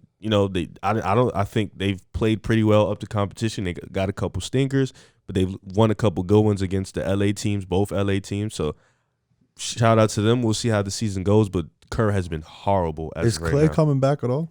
This year? No, No. he's gone. He's done this year? Yeah, he's done. He's been on the team with them, though, traveling with them and stuff. But he's not playing this year. Oh, nah. So this is going to do it for this episode of the Pick a Side podcast. This was episode 65. John came here as a guest. I don't know if you remember the always appreciates it, man. I think it's a light blue one. The other one. Light blue, bro. Yeah. So, giving John an applause. Wait, is that? Hold on. That's LeVar Ball. Yeah, I always appreciate you guys having me on here, man. So this was a great episode as always. You can find us on Instagram and TikTok at Pick a Side Podcast. on Twitter at PickAsidePod. You guys can donate to us on patreon.com/PickAsidePodcast. If you are listening to this on a podcast streaming platform, if you just scroll down on the description, it's going to show our Patreon link. And on our YouTube, it's going to show it as well as all our social media links. And don't forget to review our podcast on Apple Podcasts. I mean, this has been a really great month. A lot of our episodes have been downloaded a lot, and we appreciate you guys. Now, the numbers was crazy like 2 weeks ago, I think, on our basketball. Yeah, we just hit 1,000 downloads on our podcast all time. There we go. So it's get pretty the little dope. applause going. Look at the little applause button going. So we appreciate all of you guys for watching. This was a great episode, and we'll see you guys next time.